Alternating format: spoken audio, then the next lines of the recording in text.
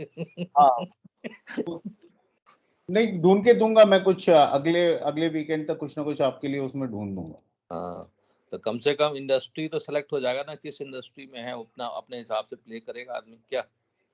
Sure sure. तो आज के सेशन में वर्मा जी, क्योंकि आज का फोकस हमारा मोस्टली फंडामेंटल पे है, हाँ हालांकि थोड़ा बहुत हम टेक्निकल को देखेंगे, लेकिन थोड़ा वो मोस्टली रिवीजन होगा जो हमने हाँ पहले सीखा था। राइट। अच्छा तो अभी जैसे आप हैं, आर के सिंह हैं, और भी मृत्युंजय हैं, तो काफी सारे लोगों के क्वेश्चंस थे यार, पोर्टफोलियो बिल्ड कैसे करें, कैसे हम फंडामेंटली स्टॉक को इवैल्यूएट करें। हाँ तो मेरा अपना एक्सपीरियंस जो पिछले 8-10 साल का स्टॉक मार्केट का है, वो ये कहता है कि एक कोई सेट मैकेनिज्म नहीं है, ठीक है, लेकिन क्या है, कुछ गुड प्रैक्टिसेस हैं, बेस्ट प्रैक्टिसेस हैं जो लोग अडॉप्ट कर सकते हैं और उसके बाद अपना पोर्टफोलियो बिल्ड कर सकते हैं। और कई बार क्या होता है कि आप जब धीरे और स्लो स्टार्ट करते हैं तो आप अपना एक स्टाइल बनाते हैं इन्वेस्टिंग का। और मैं कहता हूँ कि सबसे ज्यादा सक्सेसफुल वही लोग होते हैं इन्वेस्टिंग में, people who make their own style of investing. और उसका रीजन मैं आपको बताता हूँ क्या है। तो मैं एक छोटा सा एग्जांपल देता हूँ। अभी कल या परसों ही नरेश ने हमारे एक ग्रुप में लिखा था कि रिलायंस जो है बहुत बड़ी कंपनी है और इस टाइम ओवर वैल्यूड लग रही है, और लगता है कि इसका प्रॉफिट अब बुक कर लेना चाहिए जब कल स्टॉक 100 रुपए या 125 रुपए ऊपर गया। राइट। अब मैं नरेश से ये कहूं कि नरेश भाई, मुझे तो लगता है कि रिलायंस 2500 का हो जाएगा। अच्छा अब मैं अपने रीजंस दूं, और मान लीजिए नरेश ने उस बात को सुन लिया और नरेश ने होल्ड किया स्टॉक को, और स्टॉक अगले मान लो 2 महीने बाद गिर के 1800 पे आया। राइट। अभी 2100 के आसपास चल रहा है। तो नरेश फिर उस टाइम 1800 पे गौरव त्रिपाठी की बात सुन के या सतीश जी की बात सुन के होल्ड कर पाएगा नहीं कर पाएगा, वो बड़ा मुश्किल है कहना। तो नहीं, होल्ड एकदम सही होल्ड कह रहे हैं आप, एकदम सही कह रहे हैं कि आप आइडिया दे सकते हो, आप अपना विजन दे सकते हो, डिसीजन आपको लेना है। होल्ड जो है इन्वेस्टर अपनी कन्विक्शन से करता है। ठीक है। तो मैंने क्या सोचा, तो मुझे मतलब मैंने सोचा कि क्या मैं लोगों को बताऊं कि मैं कैसे इवेल्युएट करता हूं। तो मुझे लगा सबसे प्लेन और सिंपल तरीका है। देखो, इंडस्ट्री में अगर बात करोगे तो लोग कहेंगे आरओसी देखो, रिटर्न ऑन इन्वेस्टमेंट देखो, उनकी ग्रोथ देखो, उनकी सीएजीआर देखो। तो वो बहुत सारे टेक्निकल हो जाते हैं एक आम इन्वेस्टर को समझने के लिए। राइट। तो मेरे 2 फंडे हैं जो मतलब मैंने अपने एक्सपीरियंस में देखे। एक तो ये कि आप स्मॉल स्टार्ट करो, है ना, आप उस इंडस्ट्री में स्टार्ट करो जिस इंडस्ट्री की आपको थोड़ी बेसिक नॉलेज है। आप उन स्टॉक्स को पिक करो जिनमें आपको थोड़ी बहुत नॉलेज है। कोई हो सकता है आपका काम करने वाला, कोई जानने वाला काम करता हो उस कंपनी में, या उस इंडस्ट्री में आप ही की अपनी कंपनी हो या आपके भाई की कंपनी हो, तो वो थोड़ा इजी हो जाता है उस इंडस्ट्री को समझना। अच्छा, दूसरा ये है कि अगर मैं कहता हूं मेरे पास रिलायंस है, तो आप मुझसे ये मत पूछो गौरव कि अच्छा तुमने कितने में खरीदा, कितने में तुम्हारे लगता है तुम बेच दोगे, कहाँ प्रॉफिट बुक करोगे। ये सही सवाल नहीं है, क्योंकि ये सवाल मनी मनी रिलेटेड है। आप ये पूछना चाह रहे हो कि गौरव ने अगर 1900 में खरीदा है, वो 2300 में बेच देगा, 2100 का रेट चल रहा है, तो यार 200 रुपए तो मैं भी कमा सकता हूँ, 2300 जाएगा तो मैं 2100 पे खरीद लेता हूँ। नहीं, एकदम सही। मेरा भी ओपिनियन यही है कि आदमी को फॉलो अप नहीं करना चाहिए। और बेसिक के लिए हम जैसे हम लोग को जैसे हम जानना चाहेंगे, चाहे और लोगों के बिहाफ में मैं कहना चाह रहा हूँ कि जैसे कहते हैं ना कि बैलेंस पोर्टफोलियो होना चाहिए, कि हाँ कुछ गोल्ड होना चाहिए, कुछ ये होना चाहिए, कुछ वो होना चाहिए, कुछ होना, और उसके अंदर में 2-2 4-4 इंडस्ट्री आप दे दिया, जिसको जहाँ इंटरेस्ट, जिसमें जितना जो इन्वॉल्व होके जो उसको देख सकता है उसको देखे और उस हिसाब से काम करे। बिल्कुल बिल्कुल बिल्कुल। तो इसमें क्या है कि मैं सबसे पहले शुरुआत ऐसे करता हूं कि मैं बताता हूं कि मैं क्या मतलब लॉन्ग टर्म के लिए मैं कौन से स्टॉक्स को होल्ड कर रहा हूं और रीजन क्या है और क्या देख के मैंने उन स्टॉक्स में एंट्री बनाई। राइट। तो मैं एक काम करता हूं, अपनी स्क्रीन शेयर करता हूं, तो उसमें आपको एक छोटी सी मैंने प्रेजेंटेशन बनाई है, वो भी दिखाता हूं।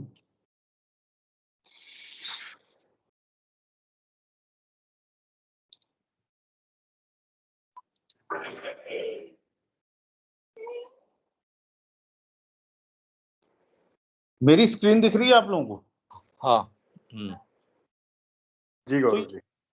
ये छोटे से मैंने बुलेट्स लिखी हैं कि मैं क्या देख के इन्वेस्ट करता हूँ। तो मैं एक तो मेरी जो लॉन्ग टर्म की इन्वेस्टिंग है वो ट्रेडिंग से बहुत डिफरेंट है। ट्रेडिंग में कोई स्टॉक हो सकता है मैं 10 बार खरीद के बेच दूं, लेकिन इन्वेस्टिंग में मैंने एक भी रुपया ना लगाया हो। आज हम बात करेंगे सिर्फ इन्वेस्टिंग की, कहाँ मैं लंबी अवधि के लिए इन्वेस्ट कराऊं, या फिर मैंने इन्वेस्ट किया अपनी नेक्स्ट जनरेशन के लिए, अपने बेटे के लिए, कि यार वो आज 5 साल का है, 20 साल का होगा, 25 साल का होगा, 30 साल का होगा, तो वो किस तरीके से वेल्थ क्रिएट कर सकता है, उसके लिए मैं क्या लेके रखूं। तो उसमें मेरा एक फंडा है कि मैं एक तो अपनी लाइफ से क्लू लेता हूँ। मतलब हम सब कोई ना कोई प्रोडक्ट सर्विसेज यूज कर रहे हैं, तो मैं जो भी प्रोडक्ट सर्विसेज इस्तेमाल कर रहा हूँ उसकी कंपनी को देखता हूँ कि यार ये कंपनी क्या बनाती है, कर क्या रही है, किस तरीके के इसके प्रोडक्ट हैं, किस तरीके की इसकी सर्विसेज है, क्या इसका शेयर ले लूं, क्या ये बढ़िया प्रोडक्ट बना रही है, क्या इसने पिछली 2-3 सालों में ग्रोथ दी है, देखूं जरा इसका शेयर प्राइस कैसे मूव कर रहा है। ठीक है। तो जो भी फैमिली में प्रोडक्ट यूज होता है, तो जब मैंने शुरू करी थी इन्वेस्टिंग, एक बड़ा मतलब बड़ा इंटरेस्टिंग इन्वेस्टमेंट है मेरा, वो मैं आपको बताता हूँ अभी। ठीक है। और उस स्टॉक को मैं थोड़े टाइम देखता हूँ, साल भर देखता हूँ, थोड़ा पैसा डाल देता हूँ, कई बार मुझे लगता है कंपनी बढ़िया है। तो अच्छी कंपनियों में क्या होता है कि आप छोटी छोटी एंट्री लो और सिप करते रहो, जब गिरावट आए तब खरीदो। तो ऐसे ही 2016 में जब मेरा बेटा हुआ, तो मैं फीडिंग की प्रॉब्लम थी, तो डॉक्टर ने कहा कि आप ये जो है एक मिल्क पाउडर है, ये आप यूज करिए। तो उस टाइम पे सिमिलैक आता था एबॉट का, तो मैं एक डब्बा लेके आया, और मैंने देखा धीरे धीरे, 1-2 महीने की बात है, और मैंने देखा कि यार ये सिमिलैक के 4 डब्बे खत्म हो गए, 500 रुपए का एक डब्बा आ रहा है, 2000 रुपए लग गए। कोई बात नहीं, अगला महीना हुआ, फिर मैंने देखा कि हर 2 हफ्ते में 3 डब्बे लग जा रहे हैं, एक महीने में 6000 का खर्चा हो रहा है। तो मैं तुरंत एबॉट का शेयरवेयर देखा और एबॉट के बारे में पढ़ा, और मैंने कहा यार ये प्रोडक्ट तो मैं छोड़ नहीं सकता, जब तक डॉक्टर मना नहीं करेगा मुझे तो ये प्रोडक्ट अपने बच्चे को देना है ना।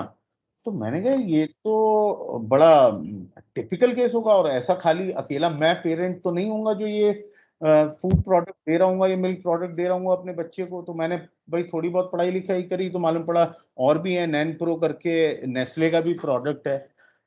तो मैंने एक छोटी सी पैनिक लगाई कि यार 6000 रुपए का मिनिमम खर्चा इस दूध का हो रहा है, और 2 साल तक डॉक्टर कह रहा है कम से कम ये चलेगा। तो मैंने लगाया कि यार करीब करीब 72,000 रुपए का मेरा खर्चा होगा इस प्रोडक्ट में, और जो कि अनअवॉइडेबल है, डॉक्टर कह रहा है तो मुझे देना है। तो मैंने यार बढ़िया प्रोडक्ट है। उस टाइम पे, अभी आप स्क्रीन पे देखोगे तो एबॉट का मैंने शेयर खरीदा, और ये जो एरो लगा हुआ है ना, यहाँ पे 2016 जून को, अभी मेरे बेटे की बर्थडे 2-3 दिन बाद ही है, तब मैंने जून में इस शेयर को खरीदा, तब ये ऐसी 4300-4400 का शेयर हुआ तो करता था। तो मैंने कहा 72,000 रुपए का दूध पिएगा बेटा, तो 72,000 रुपए का इसका शेयर खरीदूंगा मैं इसका, ये मैंने ठान लिया। यार ये प्रोडक्ट ऐसा लग रहा है कि जो लोग यूज करेंगे, तो मैंने धीरे धीरे उसके 5-5, 3-3 शेयर करके मैंने उसे लाख रुपए तक के शेयर लपेटे। और ये इन्वेस्टमेंट करीब जब तक मेरा बेटा दूध पीता रहा, मैं उस क्या कहते हैं शेयर को खरीदता रहा। फिर धीरे धीरे वो दूध बंद हो गया, ऑब्वियसली वो नॉर्मल दूध पे आ गया जो हम लोग पीते हैं, अमूल वगैरह का। और वो शेयर मेरे पास पड़ा रहा, और मैंने कोई एडिशन नहीं किया, वो शेयर ऐसे ही चलता रहा, चलता रहा, चलता रहा, चलता रहा। और आप देखो, 4,000 में लिया हुआ वो शेयर 2019 वो शेयर 8,000 का हो गया। और ठीक कोरोना से पहले वो शेयर आप देखोगे तो 15-16 हजार का हो गया। तो जब वो 15-16 हजार रुपए का हो गया, तब मैंने कहा यार इस टाइम थोड़ा मुनाफा बांध लेना चाहिए, काफी पैसे 4,000 का लगाया था, शेयर 12,000 का हो गया, 3 गुना हो गया। तो उस टाइम पे मैंने करीब करीब अपनी जितने पैसे लगाए थे उतने के आसपास के प्रॉफिट बुकिंग करी, उतने शेयर बेच दिए, वो पैसे मेरे पास वापस आ गए। और उस टाइम तक मैंने देखा कि मेरा बेटा तो यार वो खाता है ब्रिटानिया के बिस्किट बर्बॉन, उनके बारे में पढ़ा, देखा यार बड़ा बढ़िया बिस्किट है, बड़ा बढ़िया कंपनी है ब्रिटानिया। बीच में थोड़े बहुत शेयर में मैंने ब्रिटानिया में ट्रेड भी किया। तो मैंने कहा यार ये जो पैसा मैंने निकाला है ये लाइफ साइकिल में बिल्कुल सही बैठ रहा है। तो पहले दूध पीता था, अब बिस्किट खा रहा है बेटा ब्रिटानिया का, तो ब्रिटानिया के शेयर ले लेते हैं जो प्रॉफिट अबाउट में बुक किया था। और मैंने उन पैसों को ब्रिटानिया में लगा दिया। और अब आप ब्रिटानिया भी देखोगे तो वो पता नहीं कितने दुगना तो वो भी हो गया है, डिविडेंड भी देता है, और आगे भी बहुत आगे जाएगा। तो इस तरीके से मैंने मतलब मेरा पर्सपेक्टिव था कि अगर मैं 20-30 साल का पोर्टफोलियो बना रहा हूँ, तो वो पैसे का मजा मैं कम ले पाऊंगा और मेरा बेटा ज्यादा ले पाएगा, या मेरी नेक्स्ट जनरेशन ज्यादा लेगी। तो ऐसी कंपनी का शेयर खरीदना चाहिए जो आने वाले 20 या 25-30 सालों तक चलता रहे। तो मुझे एबॉट के बारे में पढ़ के, और क्योंकि फॉरेन कंपनी है तो उनके क्वालिटी स्टैंडर्ड्स हाई होते हैं, कभी भी कोई प्रॉब्लम होती है तो वो लोग काफी सीरियसली लेते हैं, उनकी अच्छी मैनेजमेंट होती है। इवन अगर कोई उनपे लीगल केस भी हो जाता है, जैसे फॉर एग्जांपल एक बहुत बढ़िया एग्जांपल है नेस्ले का। मैगी बैन है ना, 2016 के आसपास शेयर बहुत गिर गया था, तब मैंने भी उसका शेयर खरीदा था मैगी का, नेस्ले का। तो नेस्ले भी बहुत सारे प्रोडक्ट बनाता है, आज वो 16-17 हजार का हो चुका है नेस्ले का शेयर, जबकि उस टाइम पे गिर के 6-6.5 हजार का ही रह गया था जब मैगी बंद हुई थी, शायद 5.5 का भी आया है। और मेरे ख्याल से अंकल हमारे साथ हैं तो उन्होंने भी पक्का खरीदा होगा नेस्ले उस टाइम पे। तो इस तरीके से मैंने अबॉट खरीदा। दूसरी जो शेयर है जिसमें मेरी पहले छोटी सी इन्वेस्टमेंट थी लेकिन अब मैंने बढ़ा ली है, वो है रिलायंस।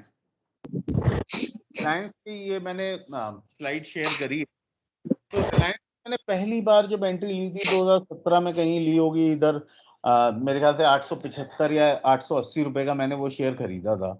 और मैं थोड़े थोड़े कभी 10 कभी 5 खरीदता रहा, कोई इतना ज्यादा मैंने उसके बारे में नहीं सोचा था कि मैं इसमें कितने शेयर खरीदूंगा। और तब तक मुझे ये भी नहीं मालूम था कि अगर कोई कंपनी में मैं 4 लाख 5 लाख रुपए डाल देता हूँ तो उसे हेज कैसे कर सकता हूँ, उसको होल्ड कैसे कर सकता हूँ, कन्विक्शन के साथ डिप में बाई कैसे कर सकता हूँ।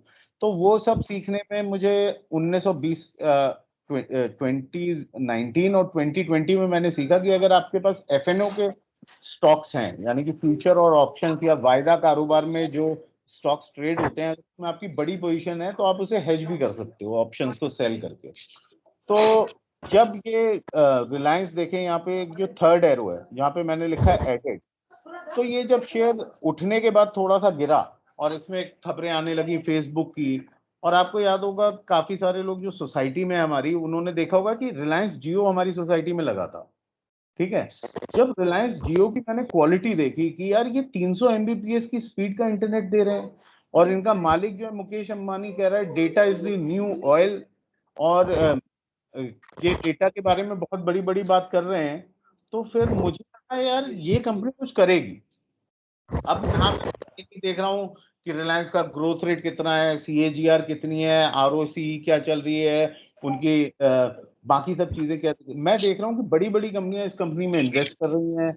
डेटा की ये बात कर रहा है, टेक्नोलॉजी के बैकग्राउंड का मैं खुद हूँ तो डेटा की अहमियत मैं समझ रहा हूँ। तो मुझे लगा ये एक राइट इन्वेस्टमेंट होगी, क्योंकि डेटा तो अभी चालू हुआ है। अभी तो 300 एमबीपीएस की स्पीड आना शुरू हुई है, अभी ये स्पीड जब 1 जीबीपीएस जाएगी, जब आपके घर का फ्रिज, एसी, आपके वॉशिंग मशीन, आपका घर का इन्वर्टर, आपके घर का माइक्रोवेव जब इंटरनेट से कनेक्ट होगा, तो आपको 1 जीबीपीएस की स्पीड चाहिए होगी, क्योंकि इंटरनेट ऑफ थिंग्स भी रियलिटी है ना। अभी ये चीजें कनेक्ट नहीं होंगी, होंगी। टेलीविजन हो चुके हैं आज की डेट में, सबके यहाँ स्मार्ट टीवी हैं, और लोग अब डिश कम देख रहे हैं। मेरे यहाँ तो डिश है ही नहीं, पिछले 1.5-2 साल से मैं केवल इंटरनेट के थ्रू ही टीवी चलाता हूँ, है ना। रिलायंस जियो में बहुत सारे ओटीटी प्लेटफॉर्म्स आते हैं, उन्हीं को मैं देखता हूँ, इनफैक्ट न्यूज चैनल भी मेरे सारे उसी पे चलते हैं। तो मुझे वो कन्विक्शन लगी कि यार ये डेटा की बात कर रहा है, ये वहां जाएगा, है ना। अब मैं आपको बताता हूँ, मेरे यहाँ जो फ्रिज है एलजी का, वो इंटरनेट कनेक्टेड फ्रिज है। अभी मैं यहाँ पे बैठे बैठे उसके फ्रीजर का, उस फ्रिज का, दोनों के टेम्परेचर चेंज कर सकता हूँ। और मान लीजिए मैं बाहर गया हुआ हूँ और मुझे लगता है फ्रिज का टेम्परेचर चेंज करना भूल गया था, तो मैं जहां भी छुट्टी मना रहा हूँ या अपने पेरेंट्स के यहाँ गया हूँ, वहां से अपने फ्रिज का टेम्परेचर कंट्रोल कर सकता हूँ। और ये कब कुछ कैसे हो रहा है, क्योंकि फ्रिज इंटरनेट से कनेक्टेड है।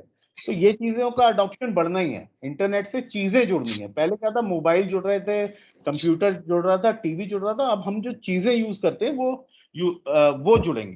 तो इसमें एक और एग्जांपल है, अगर आपने देखा होगा तो एक गाड़ी निकाली है एमजी हेक्टर ने, वो कह रहे हैं इंटरनेट इनसाइड, इंटेल की तरह, जैसे इंटेल कहता था इंटेल इनसाइड, वो कह रहे हैं इंटरनेट इनसाइड द कार। तो इंटरनेट कनेक्टेड कार है। तो मुझे लगा डिमांड बढ़नी है, तो रिलायंस में मेरी बहुत बड़ी पोजीशन है, 5-6 लाख रुपए की पोजीशन है, और उसे मैं हेज भी करता हूँ ऑप्शन से। ऑब्वियसली आज हम हेज की बात नहीं कर रहे हैं, बट अगर आप कभी किसी अच्छे स्टॉक में जो कि वायदा कारोबार में ट्रेड होता है उसमें बड़ी पोजीशन बनाते हैं, तो उसमें उस स्टॉक को होल्ड करने के साथ साथ आप कुछ उसमें इनकम जनरेट भी कर सकते हैं थोड़ा सा एक्स्ट्रा मार्जिन लेके। तो ये भी आप समझ सकते हो। ऑब्वियसली नए इन्वेस्टर्स को अभी मैं ये नहीं कहूंगा कि वो ये देखें कि बड़ी पोजीशन बनाएं और उससे हेज करना सीखें, वो थोड़ा एक लर्निंग फेज है, आप सीख जाओगे जैसे जैसे आप समझोगे। तो ये तो मैंने बता दिया एक जेनरिक मैं किस तरीके से फंडामेंटल चेक करके अपने स्टॉक्स को पिक करता हूँ। ऐसे ही एक चीज मैं और देखूं, हमेशा जब लंबी अवधि के लिए मुझे कोई भी इन्वेस्टमेंट करनी है, I always ask the question, क्या 20 साल बाद ये नहीं चलेगी, है ना। और ये भी सोचती यार 20 साल के बाद जो बच्चे होंगे जो आज की डेट में स्कूल में हैं, जो 15 साल बाद कॉलेज में से निकल के नौकरियां ढूंढेंगे, वो किस कंपनी में काम करना पसंद करेंगे। अगर आप वैसी कंपनी में इन्वेस्ट कर रहे हो जिनमें आपकी या नेक्स्ट जनरेशन जाके करेगी, तो वो कंपनियां बहुत ग्रो होंगी। देखिए मुझे अब बहुत अच्छी तरह याद है 1999 में जब मैंने बैचलर्स कर रहा था कंप्यूटर साइंस में, तो मेरे घर वाले कहते थे बेटा विप्रो में, इन्फोसिस में, टीसीएस में नौकरी कर लो, बहुत बढ़िया कंपनी है, हजारों रुपए देती हैं, 50,000 तो एंट्री है, और तुम्हें फॉरेन जाने का मौका मिलेगा। और इवेल्युएशन ये था कि किसी ने अगर 25,000 रुपए 1995 में विप्रो में लगा दिए, तो 2020 में वही 25,000 रुपए की कीमत 1,26,00,000 रुपए है। तो उस टाइम मेरा बेटा या मैं, मेरे पापा कहते हैं यार पता नहीं नौकरी करेगा कि नहीं करेगा, लेकिन इसके नाम के 25,000 के आईटी के शेयर ले सकता हूँ। भले ही वो विप्रो के नहीं लेते, विप्रो, इन्फोसिस, एचसीएल तीनों के ले लेते, तो भी वो रकम 1 करोड़ से ऊपर होती। अब उस टाइम पे इतनी सोच नहीं थी, आज की डेट में ये सोच है, और इसको आप वेट कर सकते हो। इसीलिए ये इस तरीके से हमने व्हाट्सएप ग्रुप बनाया है, इस तरीके से इंफॉर्मेशन शेयरिंग कर रहे हैं। तो कई लोग पूछते हैं यार गौरव भाई ये बताओ तो शेयर कौन सा लेना है और कितने पे बेचना है। मैं उनसे कहता हूँ ऐसे पैसा बहुत छोटी अवधि में कमा सकते हो, लंबी अवधि में आप ऐसे पैसा नहीं कमा सकते, क्योंकि किसी कंपनी का शेयर जब गिरता है, उसे होल्ड करने की और ऐड करने की जो कन्विक्शन होती है, वो आपको अपनी लर्निंग से आती है, अंडरस्टैंडिंग से आती है। तो इस पे अगर किसी के कोई क्वेश्चंस है तो वो पूछो, तो वो आंसर करेंगे। और फिर मैंने आज अंकल से भी कहा कि अंकल कम से कम क्योंकि अंकल को 30 साल का तजुर्बा है, उन्होंने कई सारे अच्छे और बुरे एक्सपीरियंस किए होंगे। मैंने 2 अच्छे एक्सपीरियंस बता दिए, 2 बुरे भी बताऊंगा अभी बात में। लेकिन अगर किसी को कोई क्वेश्चन है तो क्वेश्चन पूछे। और अंकल अगर आप कुछ अपने पोर्टफोलियो में से कुछ अच्छी ट्रेड्स जो आपने लिए और आप क्या देख के उन ट्रेड में लॉन्ग टर्म बैठे रहते हो, वो बताओ तो हमें हेल्पफुल होगा। हाँ, वैसे तो आपने कवर कर दिया है। हेलो, हाँ अंकल आपके बात आ रही है। हाँ, बहुत कुछ कवर कर दिया है आपने इसमें। बेसिकली जो फंडामेंटल वाली बात है, तो फंडामेंटल जैसे आपका टेक्निकल है, उसी हिसाब से फंडामेंटल में बहुत सारे पैरामीटर्स हैं। तो इतने शॉर्ट रन में हमें उनको फॉलो करना या सीखना तो बहुत मुश्किल है। बेसिकली इसमें क्या चीज है, हालांकि मैंने कुछ पॉइंट्स भी तैयार किए थे, उसमें आऊंगा बाद में। जब आपने पहला क्वेश्चन किया, फॉर एग्जांपल मैं आपको 2 शेयर, आयशर मोटर और ब्रिटानिया, मैं दोनों का वो दूंगा। Eicher motor I purchase somewhere around 300 like that when its face value was 10 rupees. आज का आपने एक वो भी भेजा था, रामदेव अग्रवाल जी का होता डिस्कशन इंटरव्यू। तो उस समय दौर ये होता था कि भाई आप अपने टारगेट फिक्स करिए रिटर्न के और निकल लीजिए।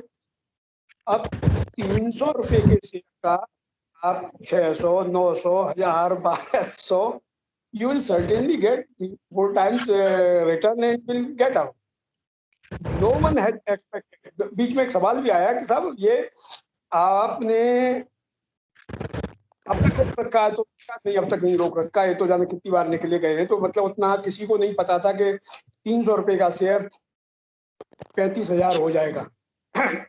इसका वो भी विजन भी उतना बड़ा नहीं था कि बाद में टू वेरी फ्रेंकली गया तक बात है। अब दूसरी बात आती है, मैं ब्रिटानिया पे आता हूँ। तो ब्रिटानिया जैसे आपने लिया वैसे ही मैंने 2009 के आसपास, when its face value was 10, तो मैंने इसमें एंट्री ली 1500 रुपए में। और मेरा सोच यही था जो आपने कहा ना कि मार्केट लीडर है, इसके प्रोडक्ट को तो सब इस्तेमाल करेंगे ही करेंगे, इसकी मतलब कभी भी डाउनफॉल में नहीं आना, ये मेरा कन्विक्शन था। तो ये इसने जरा दिन तो वही अपना एक सर्टेन लेवल पे रहता है, उसके बाद में इसने अपना जब लोगों की नजर में आने लगा, पहचान होने लगी, इंस्टीट्यूशंस इसमें घुसने लगी, तो इसने अपनी दौड़ लगाना शुरू किया। और मैं जैसे बताया था कि पार्शियल प्रॉफिट बुकिंग करके बहुत पहले अपना पैसा निकाल लिया। लेकिन जो इस समय में मेरा आज भी कन्विक्शन ये है कि ये आप जो है मतलब इसकी इक्विटी 24 करोड़ है और वो अपनी 10 टाइम से ज्यादा कमा रहा है। उसके प्रोडक्ट के लिए आप देखेंगे कि अगर उनके इनपुट की कॉस्ट पड़ती है तो वो 100 रुपए के पैकेट का वजन 95 ग्राम कर देंगे, 90 ग्राम कर देंगे कुछ समय के लिए, और उसका प्राइस वही रखेंगे। लेकिन उन्होंने प्राइस वही रखे और आपको दिखा करके, आप नहीं देख रहे कि 95 हो गया, आपने कहा कि पैकेट से ले लिया, you are going to consume.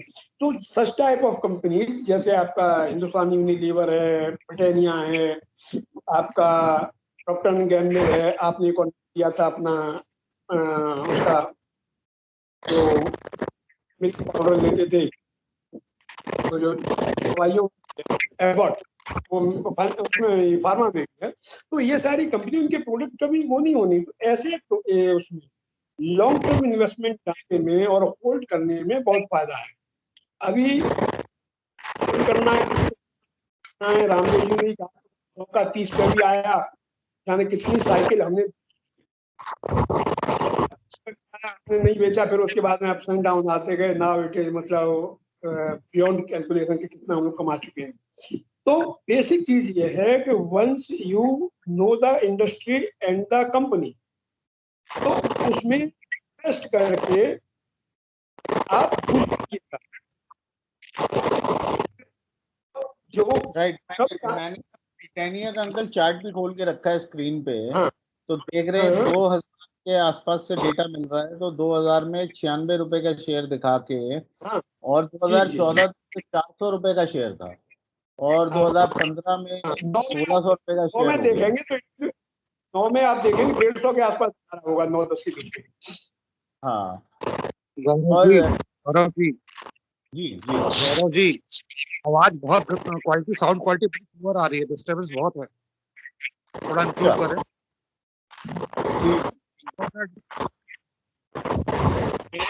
Uncle आपके यहाँ कनेक्शन की कुछ दिक्कत है, आपके यहाँ से आवाज ब्रेक हो रही है, मेरी आवाज ब्रेक हो रही है क्या? आपकी नहीं, आप सर वीडियो स्विच कर लें, उससे फर्क पड़ता है कई बार अगर कनेक्टिविटी उसकी ठीक ना हाँ, हो। वो वीडियो ऑफ करने से हो जाएगा। हाँ जी, उससे फर्क पड़ेगा। वीडियो ऑफ करने से इम्प्रूव हो जाएगा। ये बात, मेरी साउंड आ रही है, आवाज आ रही है सब? आ रही है, लेकिन बीच में डिस्टर्बेंस हाँ, ये हमें आती है, अभी ये कह नहीं सकता कहाँ से आ रही है, मतलब नेटवर्क का ही कुछ हो सकता है। मैं देखता हूँ जरा सा मूवमेंट।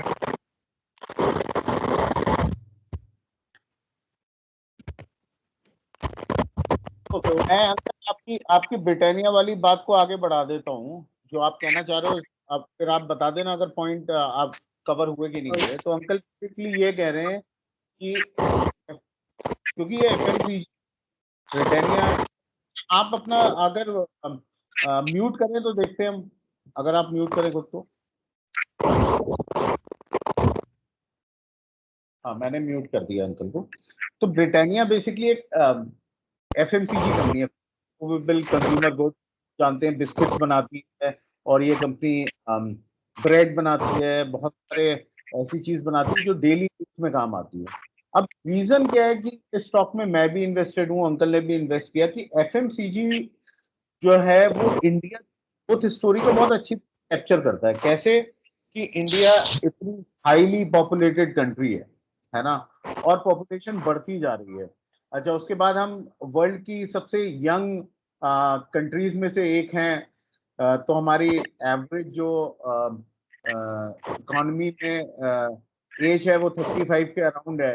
तो अगले 25 साल कमाई के हैं इस देश के, है ना, तो वो खर्च कहाँ करेगा आदमी, एफएमसीजी में करेगा, है ना, इलेक्ट्रॉनिक्स में करेगा, क्योंकि टेक्नोलॉजी आगे बढ़ रही है तो डेटा में करेगा। तो ये एक इंडिया की ग्रोथ स्टोरी वाले स्टॉक्स बन जाते हैं।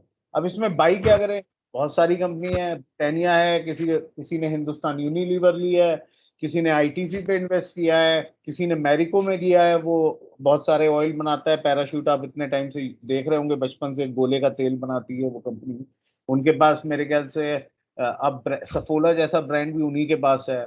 इसी तरीके से एग्रोटेक फूड लिमिटेड है कंपनी, बहुत सारी कंपनी है। अब कन्विक्शन किस कंपनी में आएगा, कौन कंपनी किसको कमा के देगी, वो आपको खुद जज करना है। अब मैं कॉपी नहीं करता, मैं ये नहीं देखता कि जैसे मेरा इन्वेस्ट करता है, उसने एग्रोटेक फूड लिमिटेड में इन्वेस्टमेंट कर रखी है, उसके उसके उसमें है वो, मुझे 2-3 बार रीजन बता चुका है। लेकिन मैंने ब्रिटानिया में किया हुआ है, मैंने थोड़ा सा पार्ट एचयूएल में किया है, और काफी पार्ट मैंने आईटीसी में भी कर रखा है, तो मेरा कन्विक्शन है। अब मैं ये नहीं देखता कि यार वो उसने 1 लाख कमा लिया, मैं 80,000 पे ही रह गया ना, मुझे जो कमाना है मुझे मालूम है इस स्टॉक से कब निकलना है, डबल होने पे निकलना है, ट्रिपल होने पे मुझे अपनी कैपिटल निकालनी है। लेकिन मैं सजेस्ट लोगों को यही करता हूँ कि अगर कैपिटल हो गई है लॉन्ग टर्म में, think about booking profit and buying something where you see again 10-15 years की इन्वेस्टमेंट होगी। तो अभी जैसे फॉर एग्जांपल मैंने पिडीलाइट का आज नहीं नाम लिया है, लेकिन पिडीलाइट एक ऐसी कंपनी है जो फेविकॉल बनाती है, ठीक है। इतने सालों से हम उसका एडवर्टाइजमेंट अगर देखें तो उसके एडवर्टाइजमेंट इतने बढ़िया होते हैं फेविकॉल के, या उसके फेविक्विक के, एक एक ब्रांड इतना पॉपुलर है इंडिया में। अगर आप कोई कारपेंटर का काम कराते हैं और वो कोई चेमिकॉल टेमिकॉल कोई भी इस तरीके का कॉल ले आए, तो आप कहोगे नहीं भैया इसे वापस करके आओ और फेविकॉल लेके आओ। तो मुझे इतनी बढ़िया कंपनी वो लगती है कि यार इसका कोई कंपेटिटर है नहीं, प्राइसिंग की इसका मतलब इनके पास होल्ड है, जिस प्राइस पे अपना माल बेचेंगे वो बिकेगा क्योंकि क्वालिटी इतनी सुपीरियर है। वो स्टॉक बस 100 रुपए से पड़ा हुआ है और मैंने उसका आज तक एक भी शेयर नहीं बेचा, वो अभी 2100 रुपए का हो गया था पिछले हफ्ते। तो बड़े सिंपल है, ज्यादा ये नहीं देखता कि मैं अपने आप को बहुत ज्यादा परेशान नहीं करता लंबी अवधि के लिए कि यार ये रिटर्न कितना प्रॉफिट कमा रही है कंपनी, लोग कहते हैं इसका ये देखो वो देखो, मैं ये देखता हूँ यार इसके ब्रांड की वैल्यू क्या लोग इसको माल को खरीदते हैं क्या। कोई ऐसे कस्टमर आप देखते हैं यार जो फेविकॉल कहें यार बहुत बेकार ब्रांड है, मैंने सुना ही नहीं कोई कि ये कह दे मैंने फेविकॉल खरीदा जी मेरी सलमाई का निकल आई, या मैं आज के बाद फेविकॉल यूज नहीं करूंगा। आप कोई भी दराज अपने ऑफिस की या घर की खोल के देख लो, वहां फेविकॉल के कितनी चीजें पड़ी होंगी। अभी मैं यही बोलूंगा ना, तो इसीलिए आप देखो डेटा कलर ये भी है, इतने प्रोडक्ट के नाम ही मुझे नहीं पता लेकिन कर रहा है, तो बहुत बढ़िया लगा, मैंने इन्वेस्टमेंट करी हुई है इसमें। तो लॉन्ग टर्म में जो एक वर्मा जी ने बात की डाइवर्सिफाई की बात करते हैं, डाइवर्सिफिकेशन की बहुत मैं फिर से ना वो किताबी बातें नहीं करूंगा, ऐसी बातें नहीं करूंगा जिससे आप जोड़ ना पाओ, क्योंकि अगर आप जोड़ नहीं पाते हो तो आप कर नहीं पाते। डाइवर्सिफिकेशन का मतलब बहुत सिंपल है कि आपने कहा कि बैंक कैसे डालने हैं, तो जब आप बैंक गौरव जी आप इनको म्यूट कर प्लीज, आई थिंक म्यूट है कम हो रही है। देखिए अब साफ आ रही है बात। हाँ जी हाँ जी, राजेश जी को मैंने म्यूट किया, उनकी तरफ से डिस्टर्बेंस आ रही है। हाँ, तो मैं ये कह रहा था कि जब आप लॉन्ग टर्म के लिए इन्वेस्टमेंट करते हैं और डाइवर्सिफिकेशन की जहां पे बात आती है, उस डाइवर्सिफिकेशन में बहुत सिंपल तरीका है कि जैसे आपने कहा कि यार मुझे बैंक का शेयर खरीदना है। अब होता गया जब आप बैंक का शेयर ढूंढने जाते हो तो एचडीएफसी बैंक भी है, आईसीआईसीआई बैंक भी है, एक्सिस बैंक भी है, स्टेट बैंक भी है, और इंडसइंड बैंक भी है, और यस बैंक भी है। तो कौन सा बैंक खरीदें, तो जनरली भाई मैं तो वही बैंक के शेयर खरीदता हूँ जहां मेरा पैसा पड़ा है। अगर किसी बैंक में मैंने 2, 4, 5, 10, 20 लाख रुपए रखे हुए हैं और उस बैंक से मैं सेटिस्फाइड हूँ, तो क्यों ना थोड़े पैसों के उस बैंक के शेयर ले लूं। जहां मैं अपने 20 लाख रुपए रखे हुए हैं उस कंपनी का क्यों ना मैं 50,000 का शेयर ही ले लूं, 25,000 का शेयर ले लूं। पहला बहुत बेसिक थॉट मेरे ये आया कि यार मैं सैलरी अकाउंट है मेरा, जब से मैंने दिल्ली में जॉब शुरू करी थी एचडीएफसी बैंक में यार कोई परेशानी नहीं आई, दिल्ली का खुला है, मैं नोएडा में रहता हूँ, कोई प्रॉब्लम नहीं है, एडवांस करते जाते हैं, कार्ड वार्ड भी देते रहते हैं, स्कीम भी निकालते हैं, आरएम भी फोन करके पूछ लेता है, तो मैंने यार HDFC बैंक खरीद लेते हैं।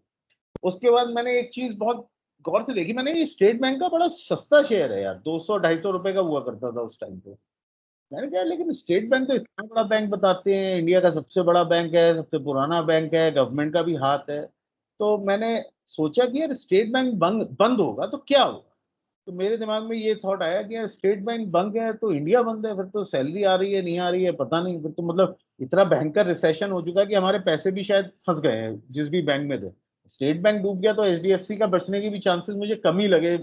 ये मेरा मतलब बहुत बेसिक सोच थी। तो मैं कहा यार इसके भी शेयर मुझे खरीदने चाहिए, तो मैंने उसके भी शेयर खरीदे 250-240 की रेंज में। कोविड में वो 150 रुपए का हो गया था, तब भी मैंने थोड़े शेयर उस पर खरीद के रख लिए। अब वो 425 रुपए का शेयर था, अभी मैंने उसके 340 में कुछ शेयर खरीदे थे कुछ टाइम पहले ही, अप्रैल में। अभी रखा हुआ हूँ मैं दिवाली तक देखूंगा उसमें कितना प्रॉफिट मुझे बुक करना है। तो मैं अपने आप को बहुत कॉम्प्लेक्स नहीं करता कि यार इसमें इसका CAGR देखूं, फलाने ने ये बताई, यूट्यूब वाला ये दिखा रहा था। मुझे अपना कन्विक्शन है कि मुझे 2 बैंक खरीदने हैं। तो अब मैं तीसरा बैंक भाग गया, कोई उड़ गया, तो मैं इवेल्युएट करूंगा कि यार यहाँ से पैसा निकाल के वहां डालूंगा और वहां ग्रो करेगा तभी मैं करूंगा, वरना मैं अपने बैंकों से खुश हूं क्योंकि वो मुझे पैसा दे रहे हैं। तो कई बार क्या होता है आदमी, डाइवर्सिफिकेशन ये होती है कि आपने सुना बैंक, आपने 6 बैंकों के शेयर भर लिए कि ICICI भी ला, HDFC भी ला और SBI भी लाओ, और येस बैंक तो बहुत गिर गया, 14 रुपए का हो गया, ये भी भर लूं। देखो अगर आप ये भर रहे हो तो आप शेयर मार्केट के अगर खिलाड़ी हो तो आपको मालूम है क्या करना है।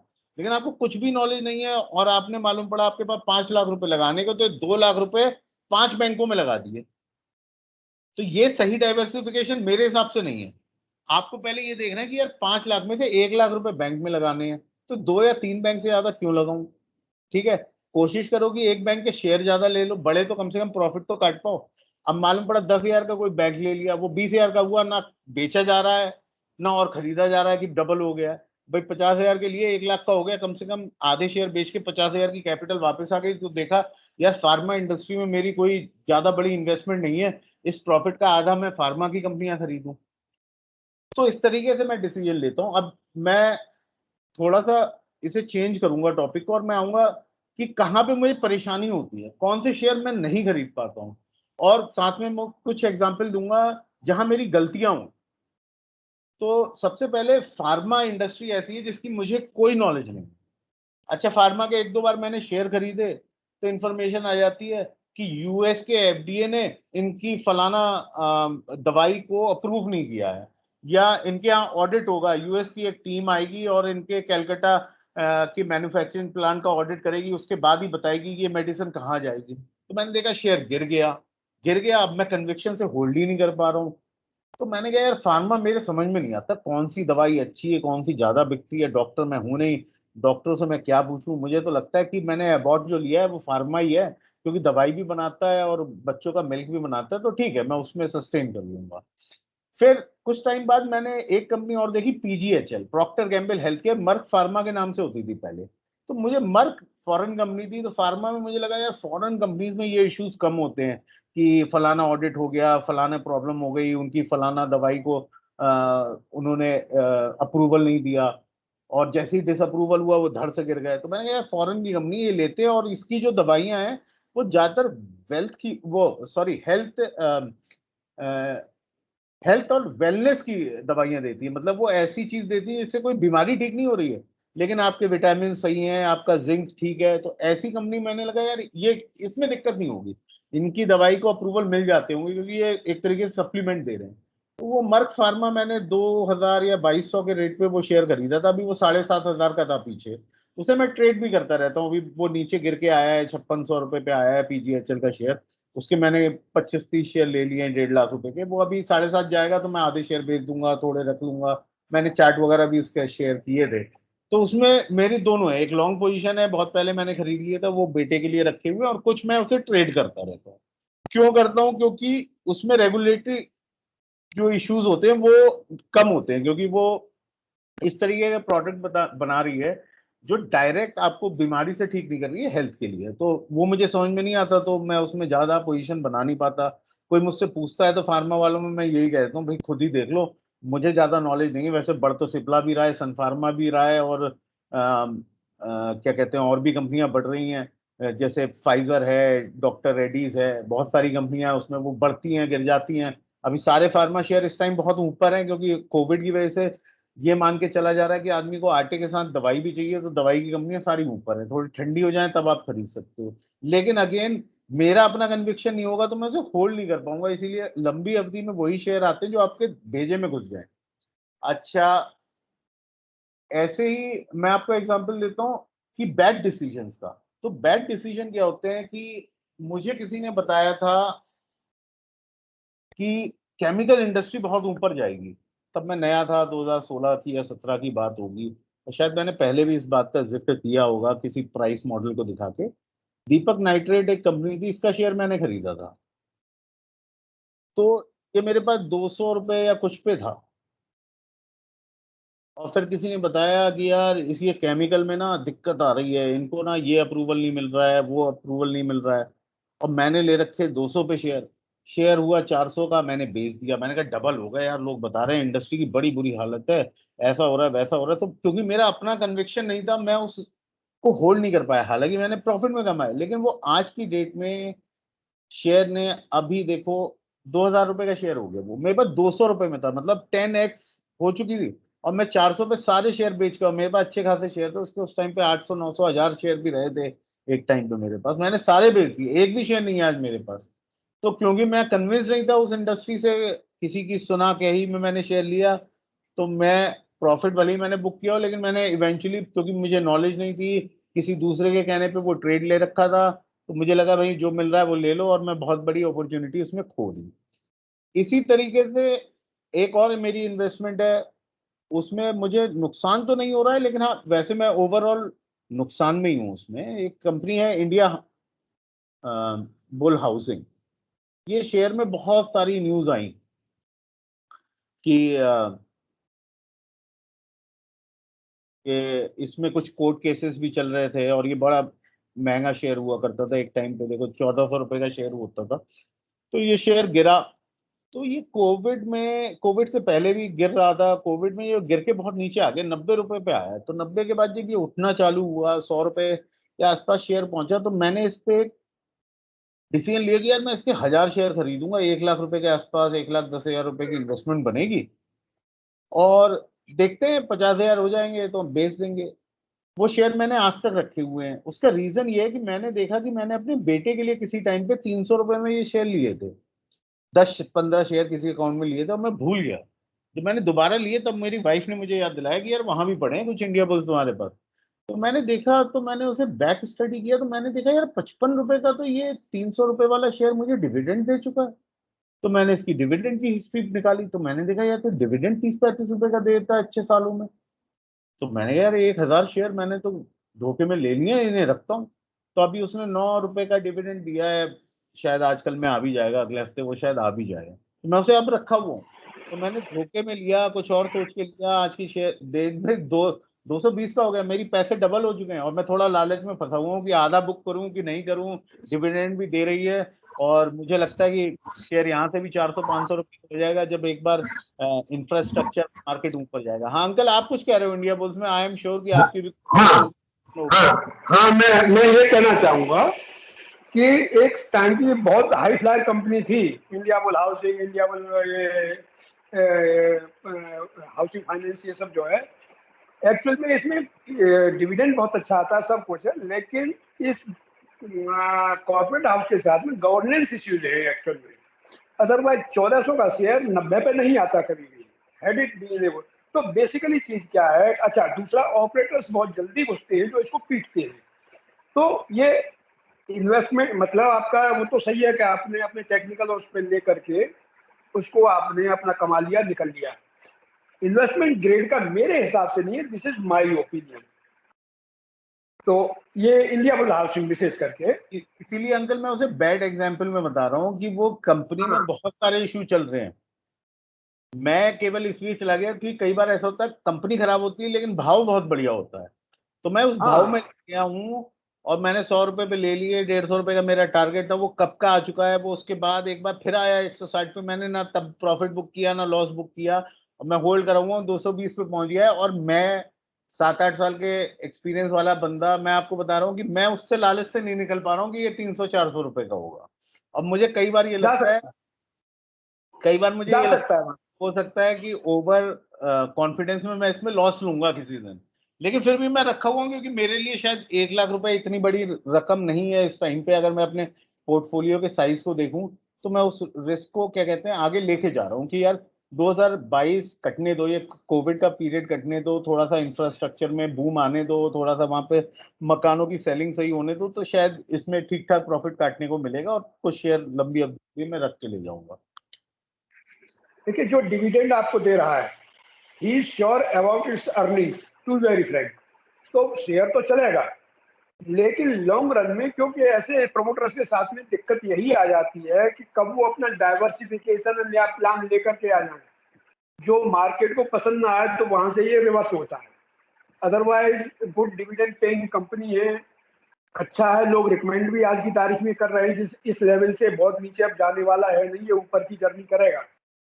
बट श्योर कि अगर लॉन्ग टर्म के लिए जाना है तो माई सजेशन विल बी कि आप जब इसमें प्रॉफिट कमाएं तो go to HDFC like company, कि जिसमें आप देखें हर 3 साल में ऑलमोस्ट शेयर दूने होते हैं, 3-4 साल में जहाँ पैसा दूना हो रहा है, ऐसी कंपनियों में जाने में और भूल जाने में फायदा है। बाकी कंटिन्यू करें सर आप।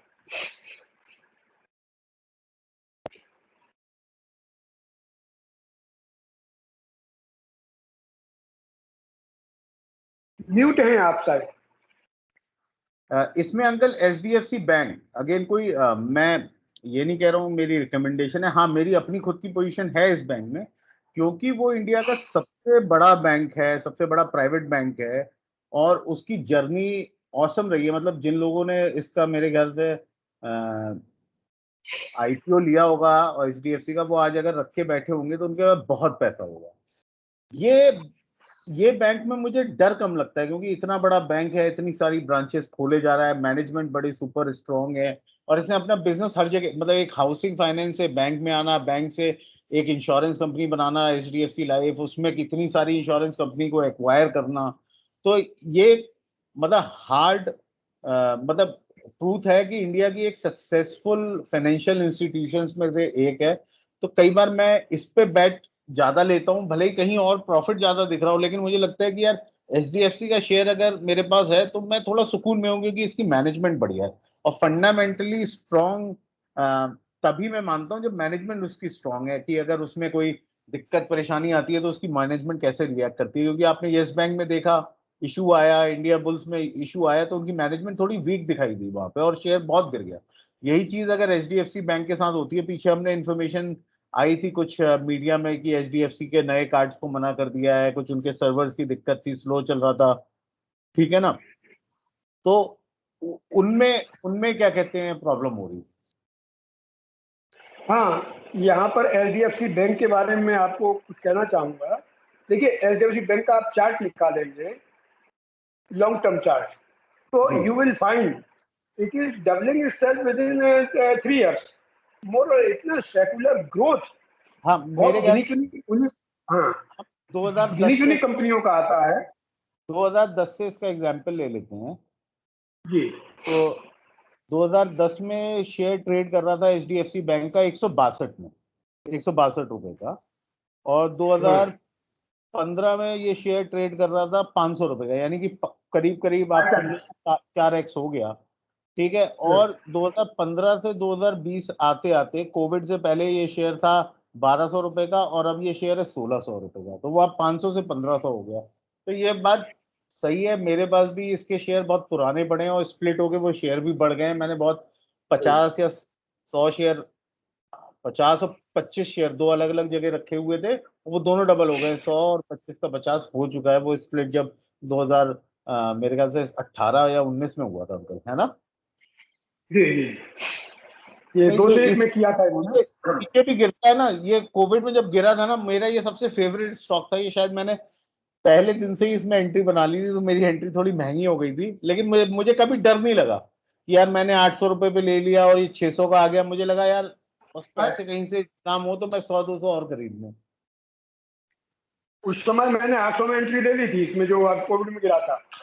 जब अच्छा। जिस दिन झटका खाया था। हाँ, और ये हाँ झटका कब खाता है, देखिए इसकी एक और खासियत मैं आपको बता दूं, इसमें एफआईआई फुल्ली इन्वेस्टेड रहती है, और हाँ जब कभी उनकी विंडो खुलती है ना, तो विंडो विद इन मिनट्स वो बंद हो जाती है।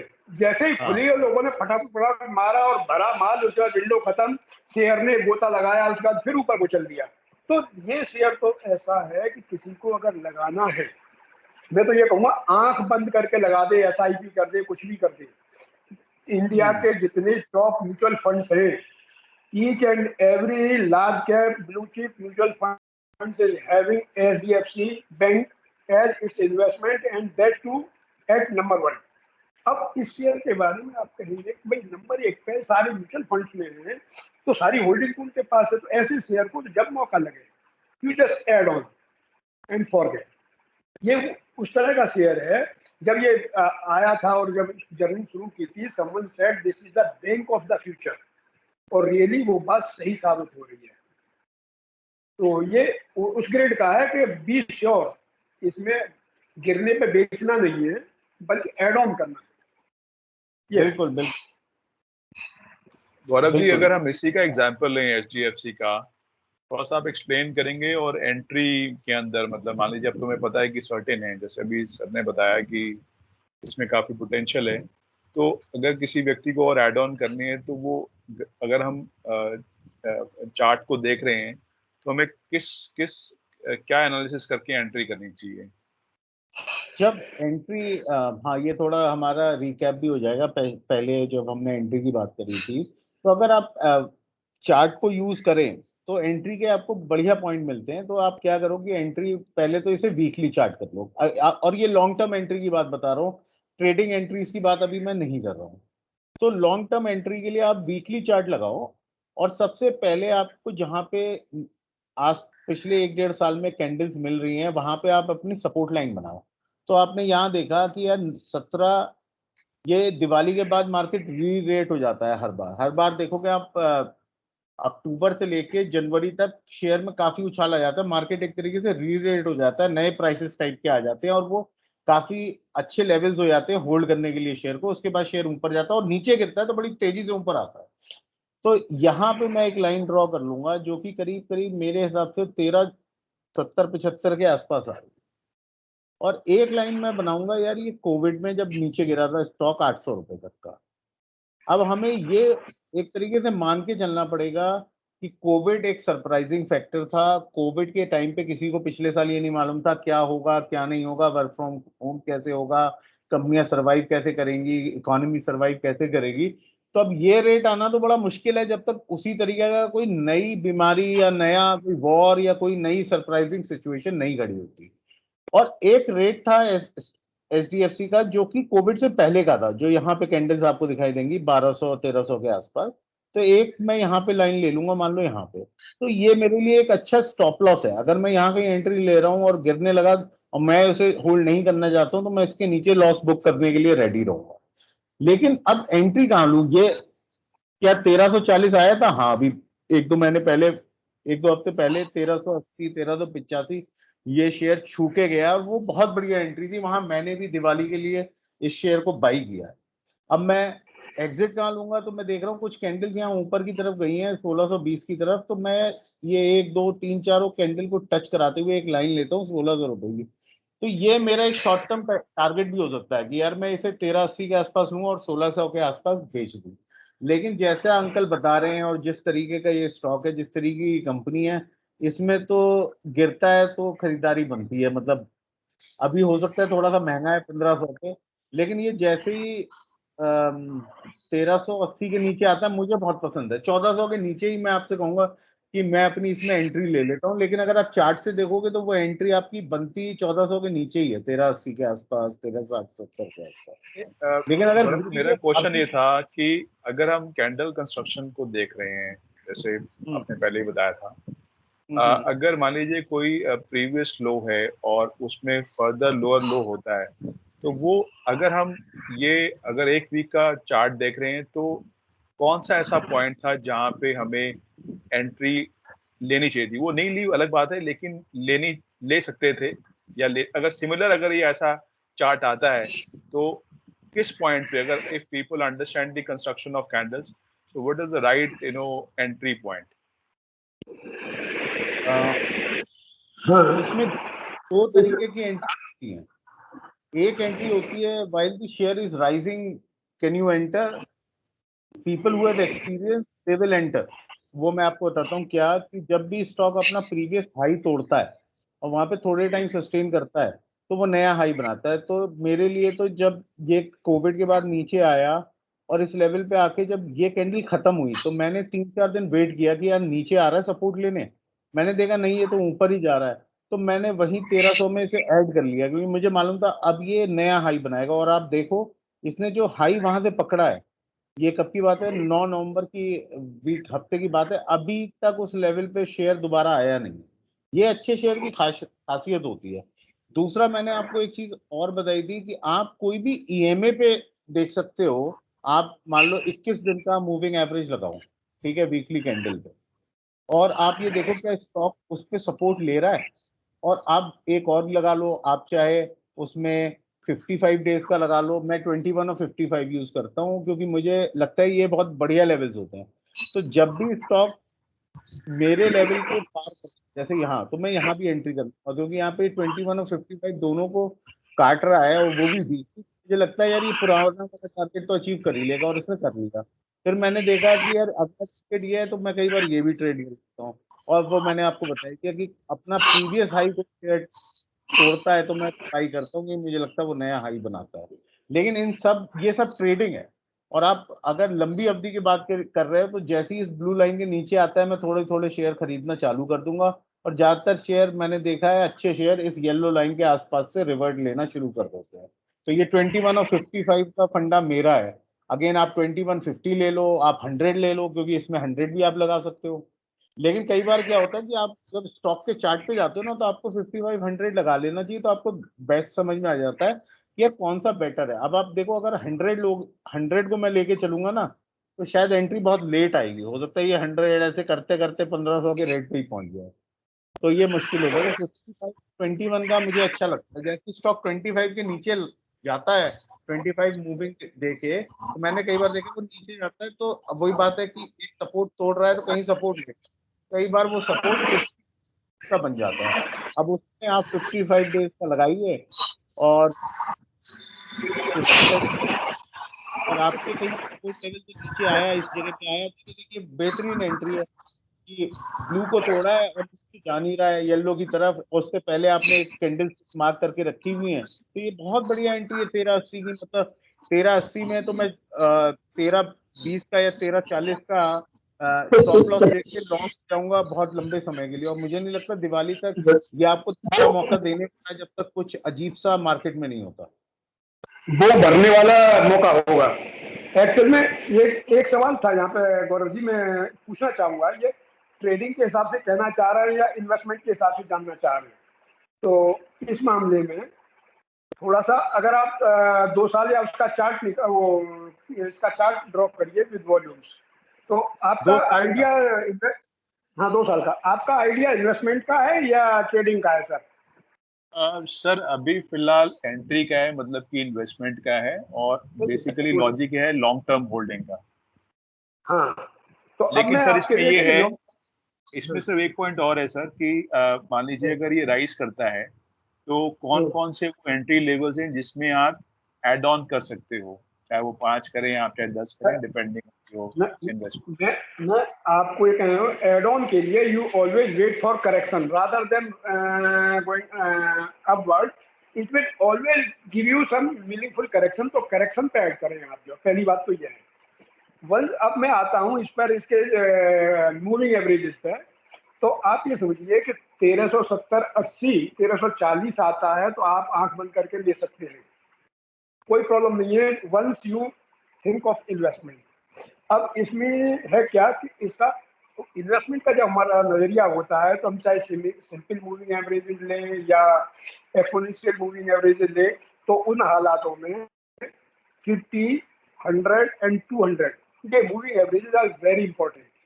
इफ अच्छा जाने वाला स्टॉक 50 के ऊपर चल रहा है तो बहुत अच्छी बात है, करेक्शन में 50 को नीचे आता है, 100 के ऊपर रहता है, यू कैन एड ऑन, और 200 के लेवल को ब्रेक करता है तो आप अगर श्योर नहीं है तो आप एग्जिट ले सकते हैं।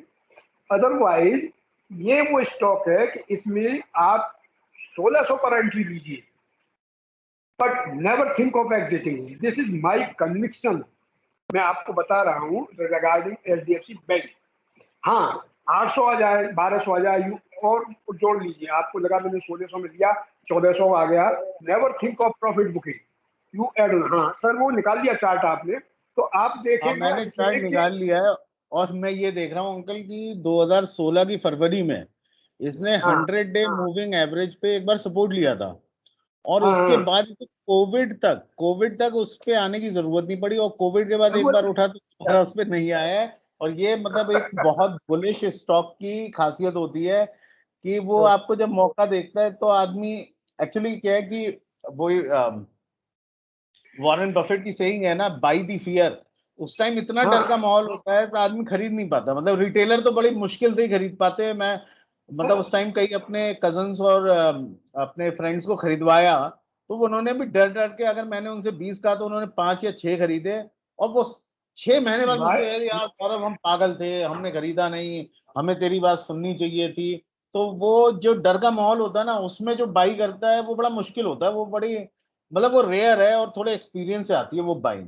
तो लेकिन ये आपकी बिल्कुल बात सही है कि इस स्टॉक में तो कोई बाइंग लेवल वैसे बनता नहीं है। अगर लॉन्ग टर्म के लिए मुझे लेना है तो मुझे तो ये सोचना है कि मुझे कितना पैसा लगाना है इस शेयर में। तो अगर मान लीजिए वो 5 लाख रुपए है तो मैं अभी 1 लाख रुपए की एंट्री ले लूंगा और डिप में से लेता जाऊंगा। वो 5 लाख जब पूरे हो जाएंगे मैं चुपचाप बैठ जाऊंगा 200 दिन का मूविंग एवरेज पकड़ के कि उसके नीचे तो नहीं जा रहा और उसके आसपास जा रहा है। तो मैं ये देखूंगा सारे बैंक जा रहे हैं, बैंकों में कुछ चल रहा है या ये अकेला जा रहा है। अगर ये बैंक अकेला जा रहा है तो मैं परेशान हूंगा, अगर सारे बैंक जा रहे हैं तो मैं इतना परेशान नहीं होता। फिर वो तो इकोनॉमी की बात होती है कि इस टाइम बैंक में करेक्शंस हैं, अच्छा, बैंक में प्रॉफिट बुक दूसरा कर।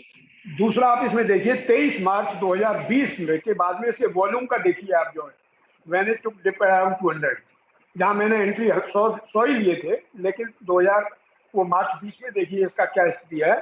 उसके बाद वॉल्यूम्स अगर आ रहे हो तो वॉल्यूम्स पर नजर डालिए आपके, कि आपके पिछले सालों में इतना वॉल्यूम नहीं होगा जितना कि 2020 के बाद में, मार्च के बाद में इसमें वॉल्यूम ये आया है। ये रेड और ग्रीन वॉल्यूम्स को छोड़ दिए क्योंकि जो कैंडल रेड का है, ऊपर कैंडल का कलर रेड है तो नीचे वॉल्यूम का भी कलर रेड है।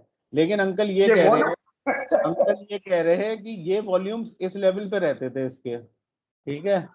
और जब कोविड आया तो इतनी खरीदारी हुई है इन शेयरों में कि 1 2 3 करीब 4 फोल्ड की एक्स्ट्रा लोगों ने खरीद के रख लिया इस शेयर को और तब से वॉल्यूम हाई है अंकल, वॉल्यूम। हाँ, वॉल्यूम कम नहीं हो रहे। तो ये एक्चुअली उन हालातों में वीकर हैंड से स्टॉक स्ट्रॉन्ग हैंड में चला जाता है, जो सोचते हैं कितना भूल, फॉरगेट अबाउट इट, मुझे बहुत अच्छा मौका मिला। तो अदरवाइज जो मैं सोच रहा था कि 800 कभी आएगा, मुझे 800 का भाव मिला, मैंने तुरंत ले लिया। अच्छा, फियर वाले फैक्टर पे मैं एक सेंटेंस कहूंगा खाली, कि मतलब अगर लोगों को समझ में आए तो बेसिक चीज क्या है कि जब सारी दुनिया कह रही हो मर गए मर गए मर गए साहब, डूब गए, आंख बंद करके एंट्री लीजिए अच्छे स्टॉक्स में, अपने कनेक्शन के स्टॉक्स में। और जब दुनिया खुश हो रही हो तो थिंक ऑफ प्रॉफिट बुकिंग। एक प्रिंसिपल है ये, मैं फॉलो करता हूँ। अब मैं आपको बताऊं कि जिस मार्च की आप बात कर रहे हैं, मैंने engineers India, HDFC bank, L&T, Infosys, और आपका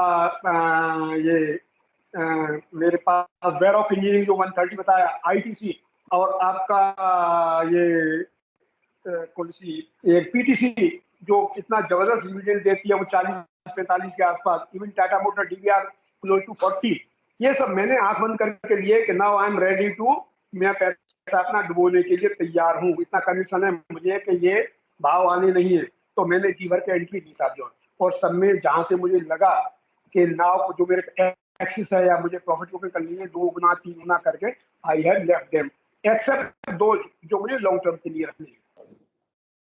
तो ये चीजें हैं कि जो फियर फैक्टर है, अगर आप उस पर आ गए। कई लोग ये कहते हैं गौरव जी आपने तो खरीद लिया 800 रुपए में, अब आप कह रहे हो 1600 रुपए में। एक्चुअली बात तो इन्वेस्टिंग में हमेशा फ्यूचर की होती है। अब ऐसा कुछ HDFC बैंक में जब मैंने 800 में लिया था और आज 1600 में लिया था, तो मैं देखता हूँ उसमें कुछ अच्छा ही हुआ है, बुरा तो कुछ हुआ नहीं है। कस्टमर वो बढ़ा रहा है, सर्विस उसकी बढ़िया है, अभी भी वो टॉप के बैंक में गिना जा रहा है, अभी भी उसकी मैनेजमेंट स्ट्रांग है, कोई भी लीगल इशू होता है तो उसकी मैनेजमेंट उस पर एक्ट करती है। अभी सेबी का केस हुआ है कल परसों ही, 10 करोड़ का उनके ऊपर जुर्माना भी लगाया है, उसकी वजह से कोई करेक्शन आएगी तो मैं बाई करने के लिए हमेशा वो बैठा रहता सकारात्मक सर एक क्वेश्चन और है सर, बात ये आई थिंक फंडामेंटल क्वेश्चन है, I don't know. Gaurav ji, कोई ऐसा स्टॉक है जहां पे थोड़ा करेक्शन को समझना चाहूंगा कि किस तरह की करेक्शन होती है और करेक्शन किस हालात में होती है, जहां आदमी को थोड़ा सा और अलर्ट रहना चाहिए। ऑफ कोर्स वो आप देखते हो कि आपने किस तरीके से किस किस सेक्टर में इन्वेस्टमेंट करनी है या ट्रेडिंग करनी है, बट करेक्शन अगर हमें देखनी है। बहुत बढ़िया आपने क्वेश्चन किया है। एक 200 डेमा का जो रूल अभी अंकल ने बात करी थी, यस बैंक का स्टॉक है, स्टॉक ट्रेड कर रहा है 400 रुपए के लेवल पे, ठीक है। सडनली इसमें कुछ बैड न्यूज आनी शुरू हुई होगी और ये स्टॉक आता है और एक इस लेवल को तोड़ता है, आप देखिए, ठीक है। इस लेवल को इसने एक ही हफ्ते में तोड़ दिया। एक ही हफ्ते में स्टॉक 320 रुपए से 170 रुपए हो गया और इसने 200 डेमा का जो है मूविंग एवरेज तोड़ दिया। और मुझे एक्चुअली अगर मालूम है कि ये स्टॉक में अब कुछ बुरा हो रहा है तो मैं पोजीशन हल्की पहले कर लेता हूँ। सारे बेचूं ना बेचूं, लेकिन मैं पोजीशन हल्की करने के लिए तैयार रहता हूँ।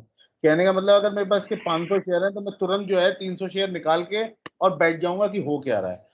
क्योंकि हमेशा स्टॉक मार्केट जब ऊपर जाता है ना तो ऐसे नहीं जाता,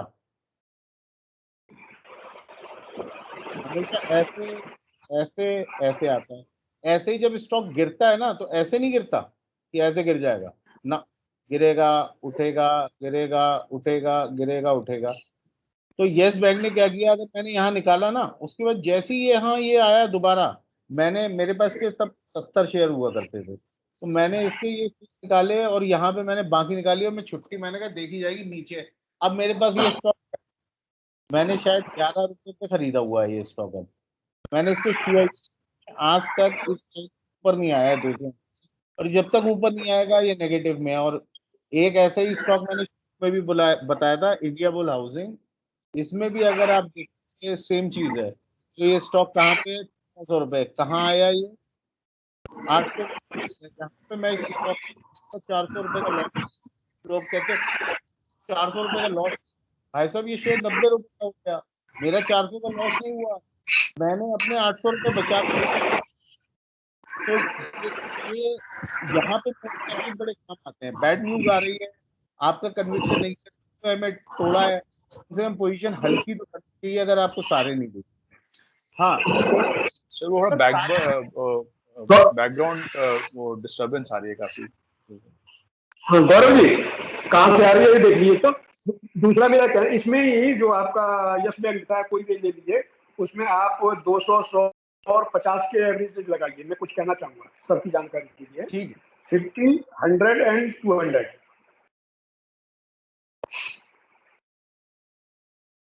200 का लगा है, आप कह रहे हो कि आपको चाहिए 50, हाँ 50 और 100। इकट्ठे इकट्ठे काटे होंगे। हाँ देखिए मैं बताता हूँ, हाँ बहुत इंटरनेट तो लोग थोड़ा बहुत ही करते हैं। पहली बात तो हम अंकल, जाएंगे 50 50 पर, 50 100 और 50 100 और नहीं 50, 100 और 200 तीनों, 200, 100 और 50। ये एक्चुअल में इन्वेस्टमेंट के लिए फंडामेंटल के हिसाब से, टेक्निकल में आपका 5, 10, 20 जाता है या 21 दिन का आप लेते हैं, लेकिन इसमें 50, 100 और 200 हम लॉन्ग टर्म के हिसाब से देखते हैं, तीनों अगर आ रहे हैं। अब ये देखिए जहां से इसने 50 के नीचे आया, 50 के नीचे शेयर प्राइस निकला, घुसा नीचे को, ठीक है। एक मिनट में लाइनों के ना कलर चेंज कर दूं ताकि इजी हाँ हो कलर जाए। चेंज कर दिया जी जी।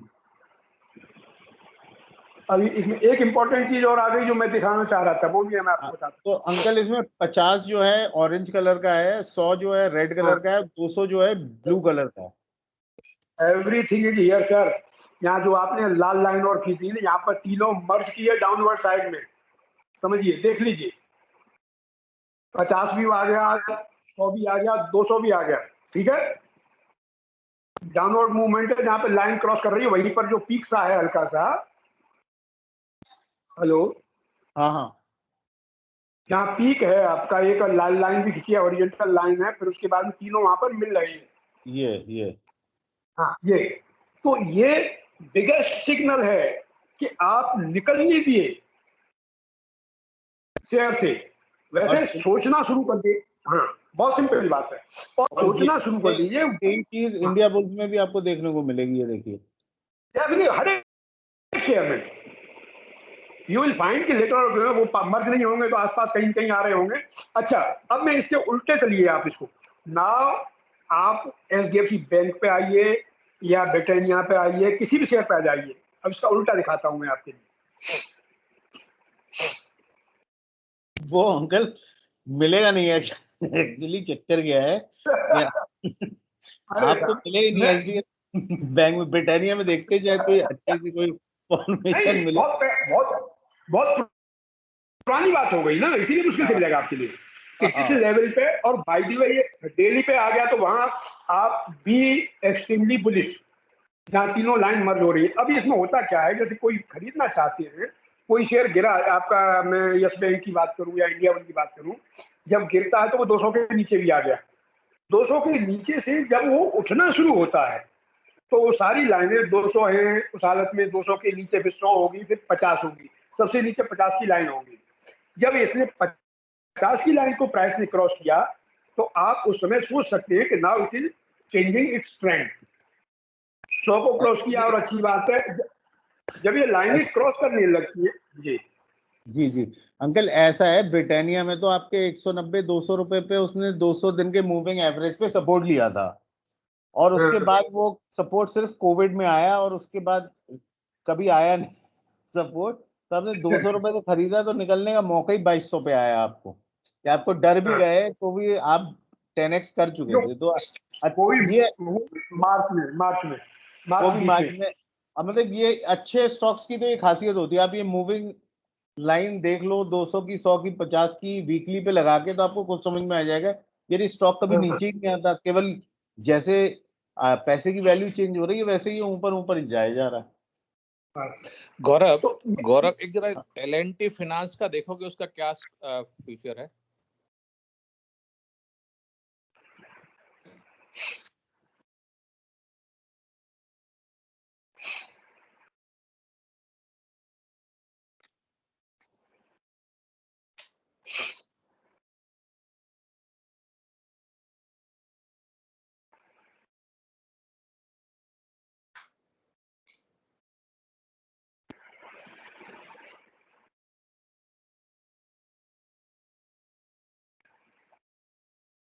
अगर किसी को अभी स्टॉक लेना है तो 84 के नीचे, यानी कि वहां पे आपकी ऑरेंज लाइन 50 दिन का जो मूविंग एवरेज है ना, वो भी उसी के आसपास है, तो आप उसके नीचे का स्टॉप लॉस, यानी कि 82 या 83 का लेके आप स्टॉप लॉस आ जाइए। पहली बार ये रिजेक्शन 94 से लेगा, 200 मूविंग एवरेज जो है, ये ब्लू लाइन है। तो क्या होता है, ये मूविंग एवरेज भी आपस में सपोर्ट और रेजिस्टेंस का काम करते हैं। तो यहाँ से चला, इसे पार किया, तो ये हो सकता है यहाँ पे अटक के एक बार और नीचे आए, थोड़ा सा सपोर्ट लेने, और फिर ये ऊपर चला जाए। ऊपर की तरफ के टारगेट जो बन रहे हैं, मतलब ये प्योर टेक्निकल है, क्योंकि फंडामेंटली मैं स्टॉक में बिल्कुल भी जानकारी नहीं रखता हूँ। तो ये 108, 122, 144, यानी कि ये यहाँ से इसमें 108 के ऊपर कैंडल बनेंगी, फिर 122 की जर्नी करेगा। बस यहाँ पे सपोर्ट लेना जरूरी है इसके ऊपर। ये ये एक ये ये ये ये ये ये शेयर क्या लॉन्ग टर्म है क्या, 10 साल का? ये एक बार अंकल से पूछते हैं। अंकल, कोई पोजीशन है आपकी, आपने इसे ट्रैक किया हुआ है? आई एम होल्डिंग, मेरी पोजीशन है इसमें, और मैं लॉन्ग टर्म के लिए होल्ड कर रहा हूँ। बेसिकली है क्या, देखिए अभी एवरेज आपने कौन कौन से डाल रखे हैं, इसमें तीनों लाइनें आ रही है। वही 250 और 100 ही है अंकल आपके वाले। अब तीनों आपके पास आ रहे हैं अपर ट्रेंड में, ऊपर के मूवमेंट में ऊपर को चल रहे हैं, तीनों की डायरेक्शन ऊपर हो गई है, ठीक है, जी और तीनों करीब करीब पास आ गए। जी जैसे ही इस लेवल को क्रॉस करेगा ये जो, या करने लगता है, दिस इज द, ये आप सपोर्ट भी कह सकते हैं, ये पॉइंट ऑफ एंट्री भी कह सकते हैं। तो यहाँ पर इसका आगे का मूवमेंट पॉजिटिव होने वाला है, एज पर माई कनेक्शन, कि जहाँ तीनों एवरेज मिलकर के ऊपर को चल रहे हैं। तो ये फ्यूचर के हिसाब से, क्योंकि देखिए बेसिकली है क्या, प्रमोटर बहुत अच्छा है, बहुत, हाँ, प्रमोटर ये बात ठीक है प्रमोटर अंकित। बहुत अच्छा चलो है। मैं आपको ये बता देता हूँ कि अगर मैं इसके बारे में फंडामेंटली थोड़ा बहुत मान लो मुझे ये स्टॉक पसंद है, तो मैं आपको ये बता सकता हूँ कि मैं एंट्री कैसे लूंगा इस स्टॉक में। जी ठीक है, तो मैं आपको अपनी फिलॉसफी या टेक्निकली जो मैं कैंडल्स देख के एंट्री लेता हूँ वो मैं आपको बता सकता हूँ मैं क्या करूंगा इस स्टॉक में। मैंने एक लाइन ड्रॉ करी है स्लैंटिंग। आप कहोगे ये कैसे करी, तो ये वीकली चार्ट है, मैंने कैंडल्स के टॉप पकड़े हैं। यहाँ एक हाँ टॉप है, हायर पकड़ ये टॉप है, एक ये टॉप है, और मैंने देखा यार कि जब भी इन टॉपों पे आ रहा है शेयर गिर जा रहा है, इस पे आ रहा है, इसके पास आ रहा है गिर जा रहा है, इसके पास आ रहा है गिर जा रहा है। तो यानी कि एक क्रॉस रेजिस्टेंस का करेगा। काम है। ठीक है, एक लाइन में नीचे से लूंगा कि यार सपोर्ट भी आ रहा है क्या इस तरीके का, तो मुझे दिख रहा है यार एक सपोर्ट लाइन भी आ रही है। तो मैं क्या करूंगा कि जैसे जैसे इस लाइन के पास आएगा मैं खरीदता रहूंगा। मेरा ये मानना है कि ये स्टॉक ऐसे ऐसे करेगा, और ये ऐसे करके जहां क्रॉस यहाँ पे करेगा। टिकेगा, बस इसकी चाल ऊपर की आनी शुरू हो जानी चाहिए। फंडामेंटली अगर चेंज होता जाएगा, ये स्टॉक इस तरीके से कुछ मूव करेगा कि इस ट्राइंगल पे सपोर्ट लेगा, और उसके बाद अगर फंडामेंटली स्ट्रांग है तो इसकी चाल ऊपर की बन रही है, क्योंकि सारे मूविंग एवरेजेस पे अब ये सपोर्ट ले रहा है। पहले जहां रिजेक्शन ले रहा था, आप यहाँ देखो मूविंग एवरेजेस पे इसने रिजेक्शन लिए हुए हैं, प्राइस इन लाइनों से नीचे चला जाता था। अब ये पहली बार यहाँ से ऊपर जाके रिजेक्शन लेके फिर दोबारा सपोर्ट ले रहा है, which is a very good thing. तो ये अब अप ट्रेंड की तरफ जा रहा है। अच्छा, जिस दिन इस ट्राइंगल के ऊपर पहुंच गया, आप देखना एक बड़ी सी कैंडल जरूर बनेगी, वो मतलब काफी सारे लोग करेंगे इसको। वॉल्यूम के साथ क्रॉस करेगा तो बहुत अच्छा रहेगा।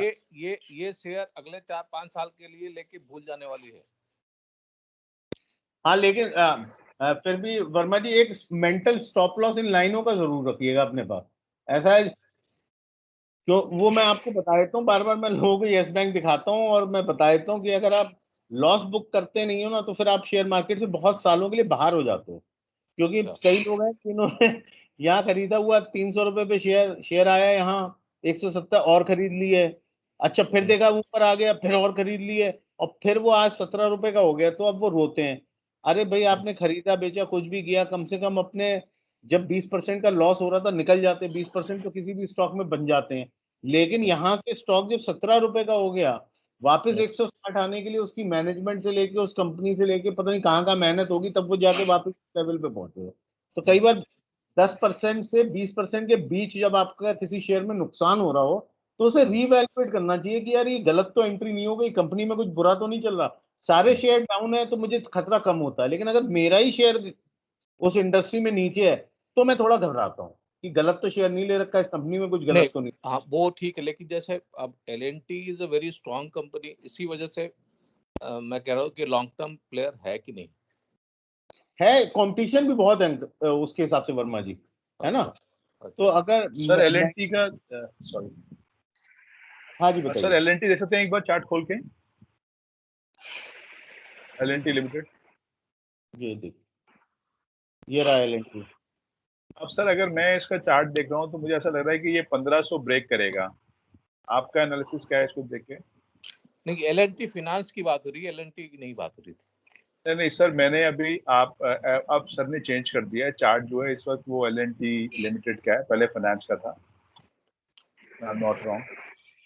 हाँ, L&T का चार्ट है। नहीं वर्मा जी, आपका जो क्वेश्चन है ना, L&T फाइनेंस, वो कंपनी अच्छी है, कंपनी में कोई दिक्कत नहीं है। मैनेजमेंट मतलब ग्रुप तो one of the best manage group है, तो ऐसी कोई इशू मुझे नहीं लगता। लेकिन अब आप उसका जो टारगेट लेके चल रहे हो, तो वो टारगेट जरूर लेके चला करो कि डबल होने पे, ट्रिपल होने पे कहाँ मैं प्रॉफिट बुकिंग करूंगा, या अगर यहाँ से 10% नीचे हुआ तो क्या मैं ऐड करूंगा या होल्ड करूंगा। ये 2-3 आंसर आप अपने आप से पूछो। मैं जनरली, अगर मुझे ऐसे कोई शेयर है जो मुझे पसंद आ रहा है, नई एंट्री लेनी है, तो मैं ये सोचता हूँ मुझे इसमें कितने पैसे लगाने हैं। अब मान लो जवाब है 1 लाख रुपए, तो मैं 50,000 की एंट्री लेता हूँ और फिर 25-25,000 गिरावट में डालता हूँ, और फिर एक मेंटली दिमाग में लेके चलता हूँ कि यार 20% अगर ये नीचे गिर गया मेरी खरीद से, तो मैं सोचूंगा कि इसमें रहना है कि नहीं रहना है। वो मुझे क्लियर होना चाहिए, वहां पे मेरा डिसिप्लिन काम आता है। और कई बार मैं स्टॉक से निकला हूँ, वो वापस भी आए हैं, लेकिन कई बार मैं निकला हूँ और शेयर उसके बाद बहुत नीचे गया और मैं इतना खुश हुआ हूँ कि भाई उस दिन 20% बुक करके बहुत सारे पैसे बच गए। तो ये थोड़ा सा मतलब ये कोई बताता नहीं है, ये डराने वाली बात भी नहीं है, लेकिन मेंटली पता होना चाहिए। ऐसा नहीं मैं कह रहा हूँ कंपनी में कुछ गलत हो रहा है तो आपको प्राइस में दिख जाएगा, आपका शेयर 10-15%, 20% नीचे गया तो आप देखिए क्या हो रहा है, तब आप पूछो किसी से कि अगर एलएनटी में क्या चल रहा है, वो पता होना। हाँ, तो गौरव आप जी, क्या कह रहे थे? आप क्या कह रहे और थे अगर हम एलएनटी? इस एलएनटी की बात करें तो सर इस एंट्री पॉइंट से इसका फर्स्ट और सेकंड टारगेट क्या होगा? इसका फर्स्ट टारगेट 1512। ये जो कैंडल्स बनी है, ये 1 2 3, इन कैंडल्स की मैं बॉडी ले लूंगा, ठीक है, यहाँ कहीं हो सकता है 1500 का, ठीक है। और अगर मैं अभी एंट्री ले रहा हूँ तो मैं कैंडल के नीचे का कहीं पे स्टॉप लॉस या इसके नीचे का स्टॉप लॉस लेके चलूंगा, लेकिन ये 1500 चला जाना चाहिए।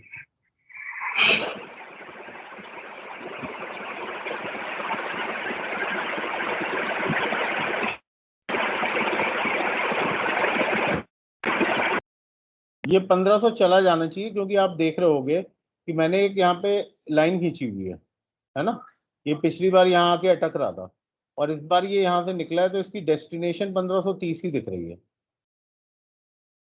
ऑब्वियसली मैं कुछ और फैक्टर लगा के चलूंगा, इसे ट्रेड कर रहा हूँ तो मैं 50 की जगह 21 दिन का मूविंग एवरेज लूंगा, उसके नीचे का स्टॉप लॉस लेके चलूंगा।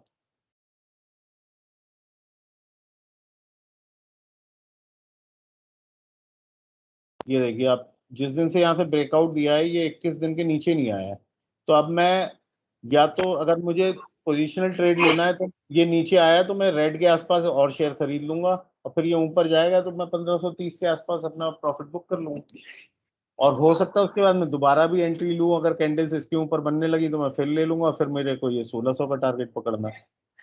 ये ट्रेडिंग पर्सपेक्टिव से है, इन्वेस्टमेंट नहीं। सर एक मिनट, ये ट्रेडिंग मैं इसी का अगर स्टॉक की बात करूं, जैसे अभी सर ने बोला था फंडामेंटली कई बार देखा गया है कि इस तरह का स्टॉक जो है वो 55 दिन की एवरेज आता ही नहीं है या उसे क्रॉस नहीं करता है, और वो 21 दिन की एवरेज है उससे ऊपर रहता है, तो उस केस में फिर एंट्री कैसे ली जाए?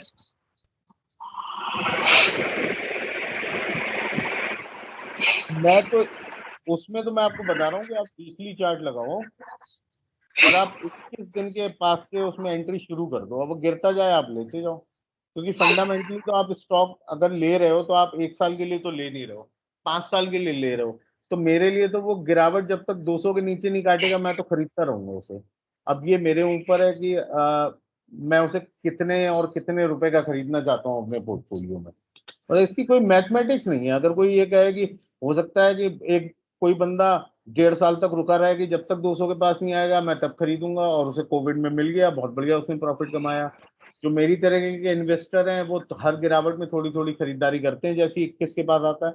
देखिए मैं तो इस शेयर को यहाँ बाई कर लिया था कि यहाँ आया 1300, मैंने खरीद लिया। मैंने कहा बैठ जाओ, दिवाली पे देखेंगे कहाँ जा रहा है, दिवाली पे थोड़े बेच लेंगे थोड़े रख लेंगे, फिर ये कभी आएगा यहाँ कहीं आएगा 21 के नीचे, मैं परेशान नहीं होता, 21 के नीचे आता है मैं खरीदता हूँ।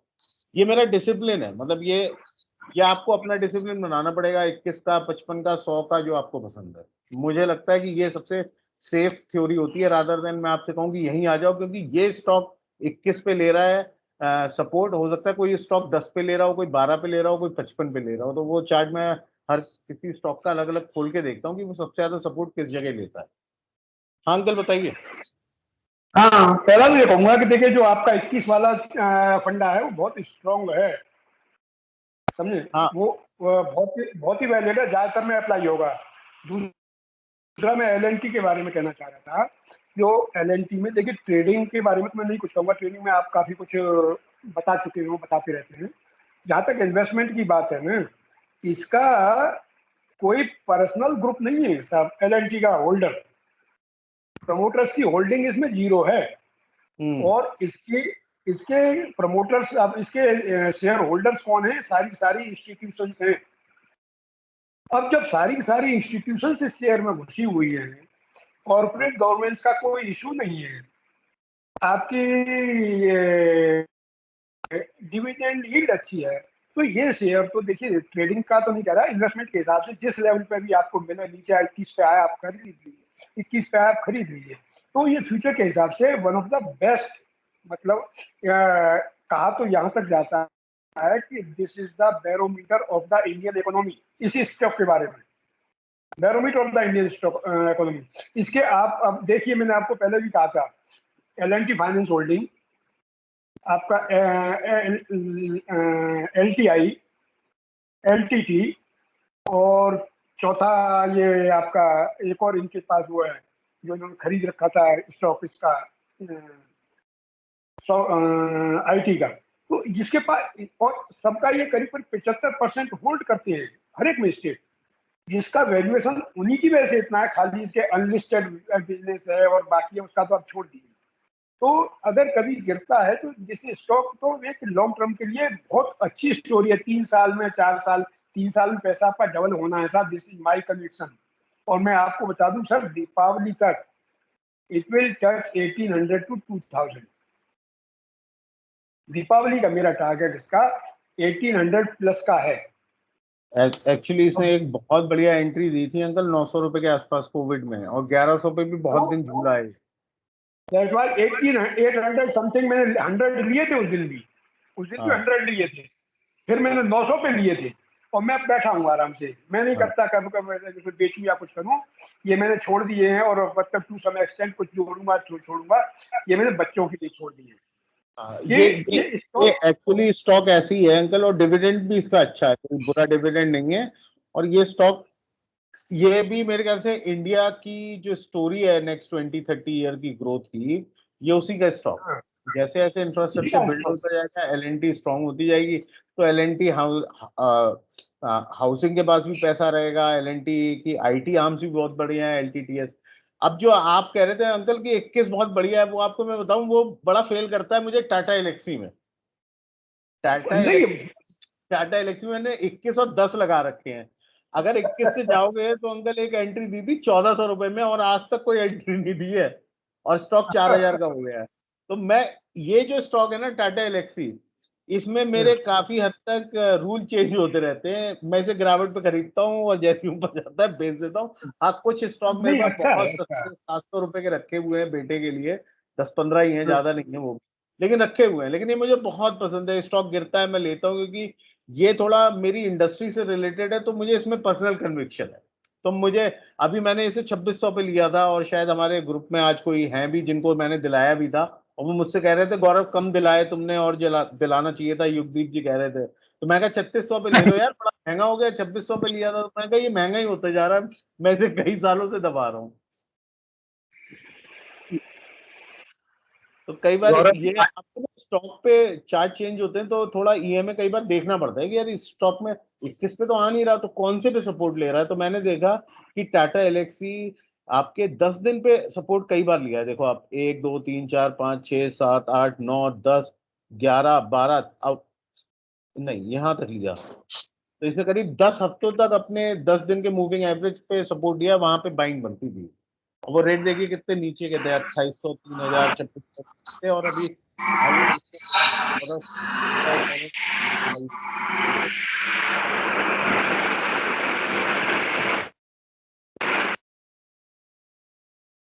और बताइए, और किसी का कोई क्वेश्चन?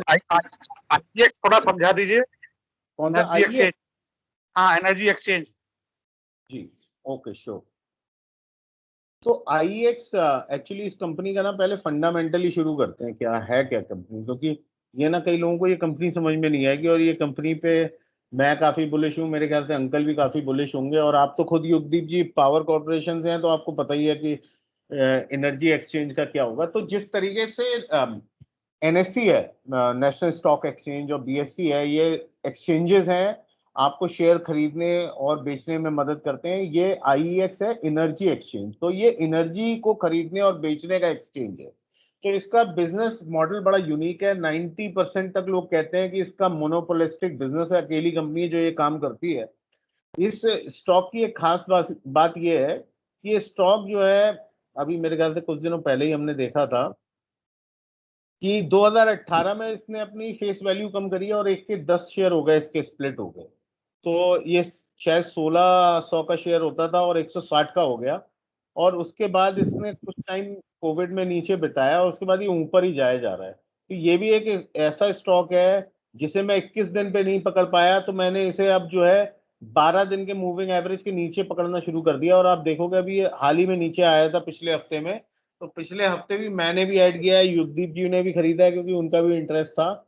और अभी भी मैं इसे खरीदूंगा। मेरा इसमें शॉर्ट टर्म लॉन्ग टर्म दोनों है। हालांकि अपने टारगेट देने नहीं चाहिए, लेकिन मेरा इसमें शॉर्ट टर्म का टारगेट 410 रुपए का है और 450 का है, और लॉन्ग टर्म में मुझे लगता है ये स्टॉक फिर से 4 डिजिट का हो जाएगा, जो कि स्प्लिट से पहले था। तो ये मतलब मेरी पर्सनल राय है, बाकी आप इस पे देख लीजिए, क्योंकि ये मोनोपोलिस्टिक बिजनेस है, और मोनोपोलिस्टिक बिजनेस पीडीलाइट जैसे होते हैं, उनके जब कंपटीशन मार्केट में नहीं होता, उसके जैसे कंपनियां मार्केट में लिस्टेड नहीं होती, तो वो जो भी डिप देते हैं वो खरीदारी के लिए ही होती है मेरी समझ। आईएक्स में आई एम श्योर कोई ना कोई क्वेश्चन होगी। एनर्जी एक्सचेंज में, हाँ, एनर्जी हेलो, एक्सचेंज आईएक्स में। नहीं इसमें मैंने नहीं लिया है। मेरी मतलब इसमें की जगह पे किसी दूसरे में पहले से चल रही है पावर ट्रेडिंग में, तो अच्छा, आपके वहां पर मैं फंडामेंटल पे कोई टिप्पणी है, कोई सजेशन है, कोई चीज जो आप हाँ यूज जी, करें? देखिए इसमें आप ये देखेंगे, मैं आपको बताऊं, जस्ट होल्ड ऑन, इसी शेयर में ये मई 2020 का आसपास आप इसको देखेंगे, उसके बाद में ये जो है, सॉरी, हाँ, मई 2000, 150 का रेट है।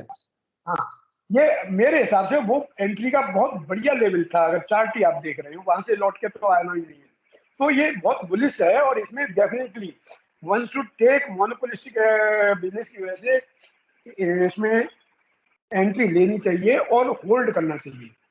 ट्रेडिंग के हिसाब से आपका ठीक है, आपका दोनों नजरिया है, कुछ कमा भी रहे हैं और कुछ अपना रोक करके नहीं रखा नहीं, है। मैंने मतलब होल्ड भी लेकिन कर रखे हैं अंकल मेरे पास दो जगह हैं, एक मेरे ट्रेडिंग अकाउंट में और एक मेरे होल्डिंग अकाउंट में। होल्डिंग अकाउंट में मैं बता रहा हूँ, मैं अगले 20 साल तक बुलिश हूँ इस स्टॉक में, क्योंकि मेरा ये मानना है कि अगर आप ईवी यानी कि इलेक्ट्रिक व्हीकल की स्टोरी पे बिलीव करते हो कि इंडिया में भी बिजली की कारें चलेंगी, तो पावर एक्सचेंज उसमें ग्रो ना करे, ये हो ही नहीं सकता। तो मैं इस पे बहुत बुलिश हूँ। अगर आप 20 साल की बात करोगे, हाँ, तो ट्रेडिंग की बात अलग है। फ्यूचर के हिसाब से बहुत अच्छा रिकमेंड हो रहा है, इसकी रिकमेंडेशंस आ रही हैं, this is one of the best stock. एक हालांकि थोड़ा सा वो है, क्योंकि है आप power PFS PFS PTC India finance के नाम से है, उसको जरा निकालिए। बहुत छोटी की साइज का स्टॉक है, ये और ये 18 के आसपास चल रहा है अंकल अभी? हाँ जी, हाँ जी, हाँ जी, हाँ जी जी। इसमें बताइए। एक्चुअल में ये एक पीटीसी इंडिया जो मेन कंपनी है उसकी होल्डिंग का, ये उसकी एक कंपनी है, सब्सिडियरी है लिस्टेड। तो हम्म। ये आपने जो लाइन खींच रखी है, बहुत अच्छी लाइन खींच रखी है।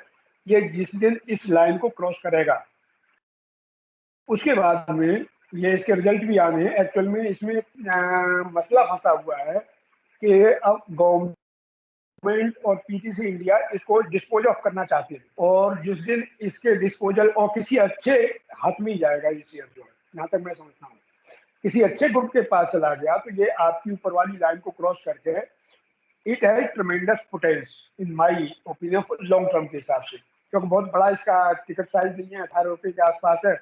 17 के आसपास का आप स्टॉप लॉस लगा के ज्यादा लॉन्ग टर्म वाले 15 भी रख सकते हैं इसको अगर कंसीडर करें।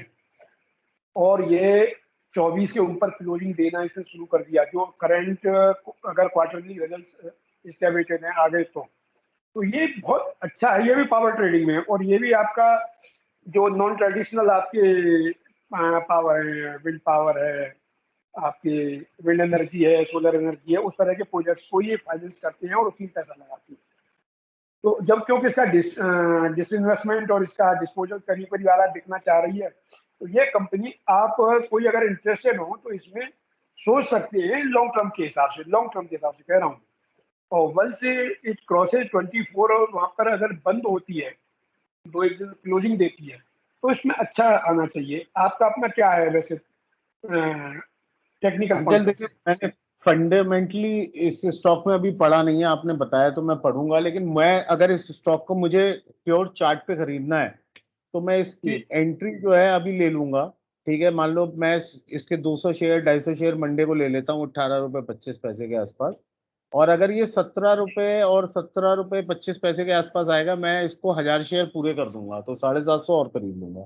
इस केस में मेरा 5 रुपए का स्टॉप लॉस होगा 14 रुपए से थोड़ा नीचे, ठीक है, या 14-15 रुपए से थोड़ा नीचे 14 रुपए की तरफ, यानी कि मैं 1000 शेयर इसके करीबन 18,000 रुपए पे खरीद लूंगा, और अगर वो 13,000 होगा तो मैं ट्रेड से बाहर आ जाऊंगा, 5,000 का नुकसान मैं ले लूंगा, वरना मैं इस स्टॉक में भूल जाऊंगा, मैं इस स्टॉक को लेके भूल जाऊंगा, क्योंकि ये 200 डे के मूविंग एवरेज के ऊपर बढ़ता घटता, जैसे कि आप बता रहे हो कि हो सकता है ये बिक जाए तो ये ऊपर चला जाएगा। मुझे अपने 5,000 का लॉस दिमाग में लेके I will get into this trade.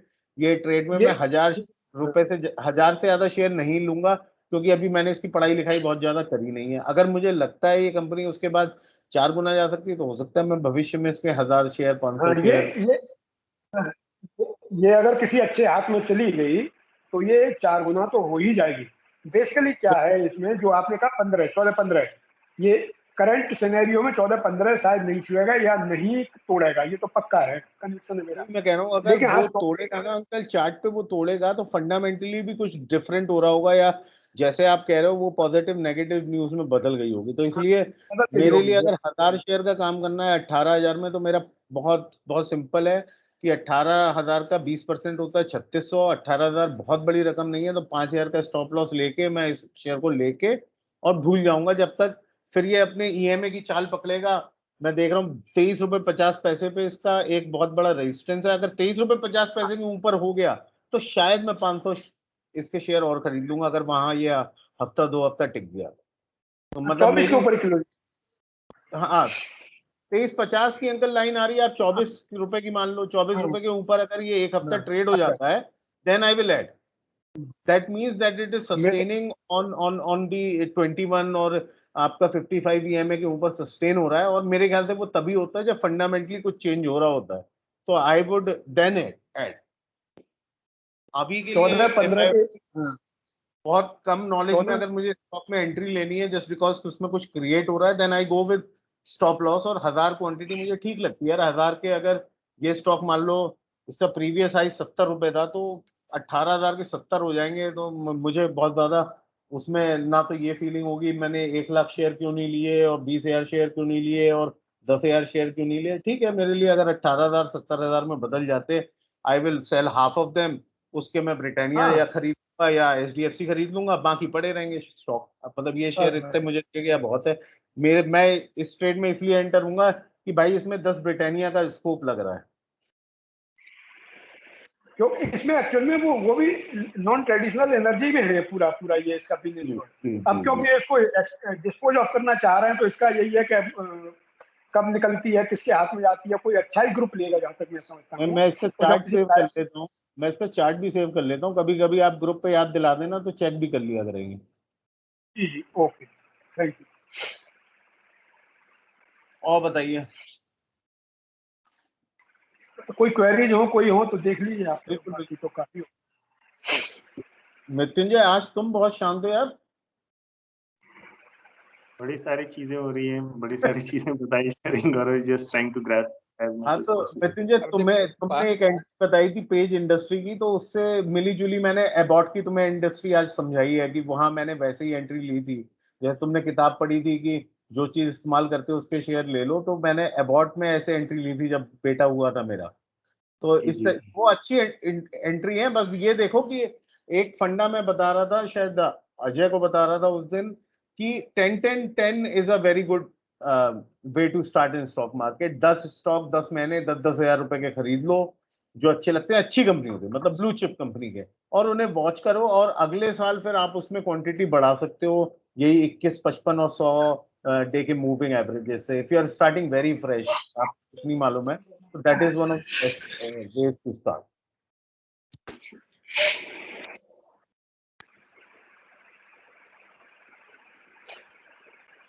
तो मेरे ख्याल से आज के लिए काफी है इतना सेशन।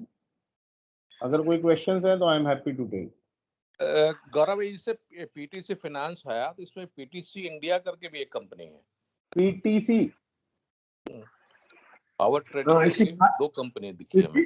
इसकी मालिक कंपनी है, मेन कंपनी पीटीसी इंडिया है, होल्डिंग कंपनी होगी पीटीसी इंडिया। हाँ, उसका भी शेयर हाँ, होल्डिंग कंपनी 89 का दिख रहा।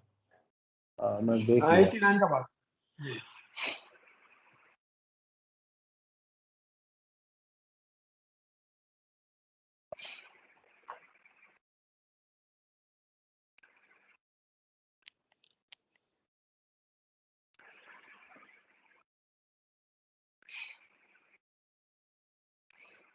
देखो अब यहीं पे रिजेक्शन ले रहा है प्रीवियस हाई के पास से, है ना। मूविंग एवरेज का क्रॉसओवर आया, अगर इसमें एंट्री लेनी है ना तो इस ब्लू लाइन के आसपास लीजिए, एक बार इस पे सपोर्ट लेने आएगा ये ना। मूविंग एवरेज जैसे आप ये देख रहे हो ब्लू वाली लाइन के आसपास सपोर्ट लेके आता है, फिर ऊपर जाता है, ये कोविड में नीचे आ गया, अब ये ऊपर गया है ना, तो एक बार हो सकता है इसके आसपास, यानी 74 के नीचे से आप इसमें अगर एंट्री लेते हो कुछ ऐसे ऐसे ऐसे आप लेते रहो और आप बैठे रहो, और ये देखो कि यार ये यहाँ से तोड़ तो नहीं रहा है इसे। अगर इस चैनल को नहीं तोड़ रहा है 60 को, तो फिर मेरे ख्याल से ये ऐसे सपोर्ट लेके लॉन्ग टर्म में थोड़ा ऊपर ही जाना चाहिए। फंडामेंटली अभी मुझे पता नहीं है तो मैं कह नहीं सकता, लेकिन इस स्टॉक की चाल यही कह रही है कि ये ब्लू के आसपास आना चाहिए एक बार इसे सपोर्ट लेने, यानी 70 के पास है तो आप ले सकते हो, फिर आप स्टॉप लॉस थोड़ा लंबा लेना पड़ेगा इसमें अगर लॉन्ग टर्म के लिए लेना। गौरव, अगर ये अगर टेक ओवर होगा तो दोनों कंपनी होगी कि खाली फाइनेंस होगी? तो मुझे नहीं पता, मैं कहता पूरी होगी, अगर होल्डिंग कंपनी बेच देगी अब तो खाली खाली वही हो जाएगी। नहीं, मैं इसमें बताऊंगा आपके लिए गौरव जी। हाँ बताइए अंकल। हाँ, देखिए ये पीटीसी इंडिया मेन कंपनी ये थी जिसकी प्रमोटर में ज्यादातर आपकी power grid, NTPC, Tata power, government के और institution, ONGC, all these are the promoter of this PTC India main company. ये सबके प्रमोटर्स हैं, इसके प्रमोटर्स भी मतलब गवर्नमेंट एक कंपनी एक तरीके से, जिसने जो नॉन कन्वेंशनल एनर्जी के लिए एक अपनी अलग कंपनी डाली थी, पीटीसी इंडिया फाइनेंस। अब पीटीसी इंडिया इटसेल्फ बहुत अच्छी कंपनी है, और मैं आपको बता दूं कि अभी जो मार्च 20 था, आई बॉट इट अराउंड 40, क्योंकि मुझे पता था इसका क्या पोटेंशियल क्या नहीं है। That was unbelievable price and I took my entry. और since then it has given a very good dividend, और ये अप ऊपर की तरफ जा रहा है। तो इसकी मैक्सिमम चाल जो आती है 100 और 105 तक आती है, यहाँ से जो नीचे से चलना शुरू किया, वहां से ले करके ऑलमोस्ट मैंने डबल कर करके और डिविडेंड खा करके मैं तो अलग हो गया। तो बेसिकली क्या है कि ये बहुत अच्छी कंपनी है, अच्छा डिविडेंड देती है, प्रमोटर गवर्नमेंट है इसकी। जब बिकने का नाम आएगा तो they are thinking of only PTC India finance, जो इनकी सब्सिडियरी है, उसको बेचना चाह रहे हैं, इसको नहीं बेच रहे हैं। ये गवर्नमेंट जब कभी डाइवर्स गवर्नमेंट जो बाकी इनमें से किसी को दे देंगे, जिसमें आपकी एनटीपीसी है, पावर ग्रिड है, एनएचपीसी है, ये सारे के सारे they are all stake holders of PTC India. अच्छा डिविडेंड देती है, साउंड कंपनी है, बुक वैल्यू अच्छी है, जहां सपोर्ट आता है वहां पे खरीद लीजिए, ऊपर अपना बैंक से अच्छा रिटर्न मिलता है लेकर के निकल लीजिए। ये कंपनी उस तरह की है, अच्छी कंपनी है। हाँ तो अंकल इस केस में मेरा तो ये कहना है कि आप एक ही स्टॉक पकड़ो, या तो पीएफएस पकड़ो या उसकी होल्डिंग कंपनी पकड़ो। मतलब मैं चार्ज उसी कंपनी की 4 अलग अलग एंटिटी में पैसे तब तक नहीं लगाऊंगा तो बिजनेस बहुत डिफरेंट ना हो। So for example HDFC bank और एचडीएफसी लिमिटेड और एचडीएफसी लाइफ मुझे समझ में आता है बहुत डिफरेंट एंटिटी है, उसमें मैं पैसा लगा सकता हूँ। एक जगह मैं हाउसिंग फाइनेंस खरीद रहा हूँ, एक जगह मैं बैंक खरीद रहा हूँ, और एक जगह मैं इंश्योरेंस में पैसे लगा रहा हूँ। बट ये इतना कोलैबोरेटिव किस्म का धंधा है कि मैं एक ही कंपनी में पैसा लगाऊंगा। मतलब मैं ऐसा नहीं करूंगा कि 18 रुपए में खरीद लिया, 70 रुपए भी खरीद लिया। दोनों में से एक में ले सकते हैं, लेकिन फ्यूचर के हिसाब से मुझे जो पोटेंशियल दिखाई दे रहा है वो पीएफएस में ज्यादा दिखाई दे रहा है, लो टिकट साइज का। एक तो पिटा हुआ भी शेयर है, एक तो वो पिटा हुआ है शेयर। हाँ, पिटा हुआ है। और आगे जो है अगर किसी प्राइवेट अच्छे हाथ में ग्रुप में चला गया तो it will give you ट्रेमेंडस return, मतलब इसकी रेटिंग होगी, ये सब होगा। और चार्ट के हिसाब से भी आपका 5,000 अगर 1,000 शेयर का काम किसी को करना है या 2,000 शेयर का काम करना है तो 20% के स्टॉप लॉस के साथ काम करो। अगर आपको लंबी अवधि के लिए रखना उस शेयर को तो वो बेटर बिल्कुल है देन आप 70 पे खरीदना चालू करोगे, 60 के नीचे स्टॉप लॉस लॉजिकली लगाना पड़ेगा, तो आप एवरेज करते रहोगे और फिर वो 80-90 पे आएगा, वहां से फिर 70 आएगा, फिर आप उसे होल्ड कर पाओगे कि नहीं कर पाओगे, यार अभी तो मुझे 10,000 रुपये मिल रहे थे, अब ये वापस नीचे आ गया, क्या करूं इसका। उससे बेटर एंट्री तो पीटीसी में बनती। पिटा हुआ स्टॉक है, आप कह रहे हो कि इसमें कुछ ना कुछ हो सकता है आगे, ये मजबूत हाथों में बेच दी जाए कंपनी, तो ये फिर भी बेटर अपॉर्चुनिटी, रिस्क और रिवॉर्ड में मेरे ख्याल से बेटर पीटीसी इंडिया पड़ेगी। PTC India, PTC finance? PTC finance ये 18 वाला जो शेयर है जिसका चार्ट हमने दिखाया आप इंडिया बोल गए थे। ना, ये पीटीसी इंडिया फाइनेंस लिखा हुआ है। हाँ फाइनेंस है। मतलब फाइनेंस वाले में मतलब कि कम रिस्क पे ज्यादा गेन का स्कोप है, लॉस भी कम है। हाँ, लॉस भी कम है। लॉस तो देखो इसमें आपको दो तरीके हैं। अगर आपको परसेंटेज में देखना है तो 20% के पास अगर लॉस होने लगता है, फर्ज करिए आपने 18 रुपए पे शेयर खरीदा, 1,000 शेयर खरीदे तो 18,000 रुपए का आया, तो 10% हुआ 1800, 20% हो गया 3600 रुपए। आपको 3600 रुपए अगर उसमें लॉस दिख रहा है तो फिर आपको देखना चाहिए यार मैं कहाँ तक बैठूंगा, 20% तो हो गया है। अब ये कोई समझदारी तो नहीं होगी कि 9 रुपए का शेयर हो जाए आप तब भी बैठे रहो, क्योंकि आपको करना क्या था कि 18 पे खरीद के 36 पे आधे बेचने थे। अब आप 9 पे लेके बैठे हुए हो तो वो समझदारी नहीं होगी। मतलब फिर समझ वो गया। होप ट्रेड जाता है कि आगे देखेंगे यार, हो सकता है बच्चे के टाइम पे 70 रुपए का हो जाए। तो मैं वैसे ट्रेड अवॉइड करता हूँ। तो मैं अपना निकल जाऊंगा तब कि यार अब 20% का था, नहीं आ रहा है, बाद में कभी देखेंगे, हो सकता है 9 रुपए पे एंट्री बेटर मिले तो 9 रुपए पे खरीद लूंगा, 15 पे निकल के। वो मुझे फिर भी बहुत सिक्योर ट्रेड लगता है, रादर देन मैं उसे अपना होप ट्रेड बना लूं और उसमें बैठा रहूं। गुड।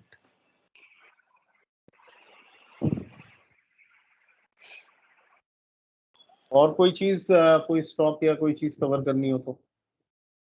हाँ 2 स्टॉक है लोगों की जानकारी के लिए, सिर्फ जानकारी हाँ, के लिए कह रहा हूँ।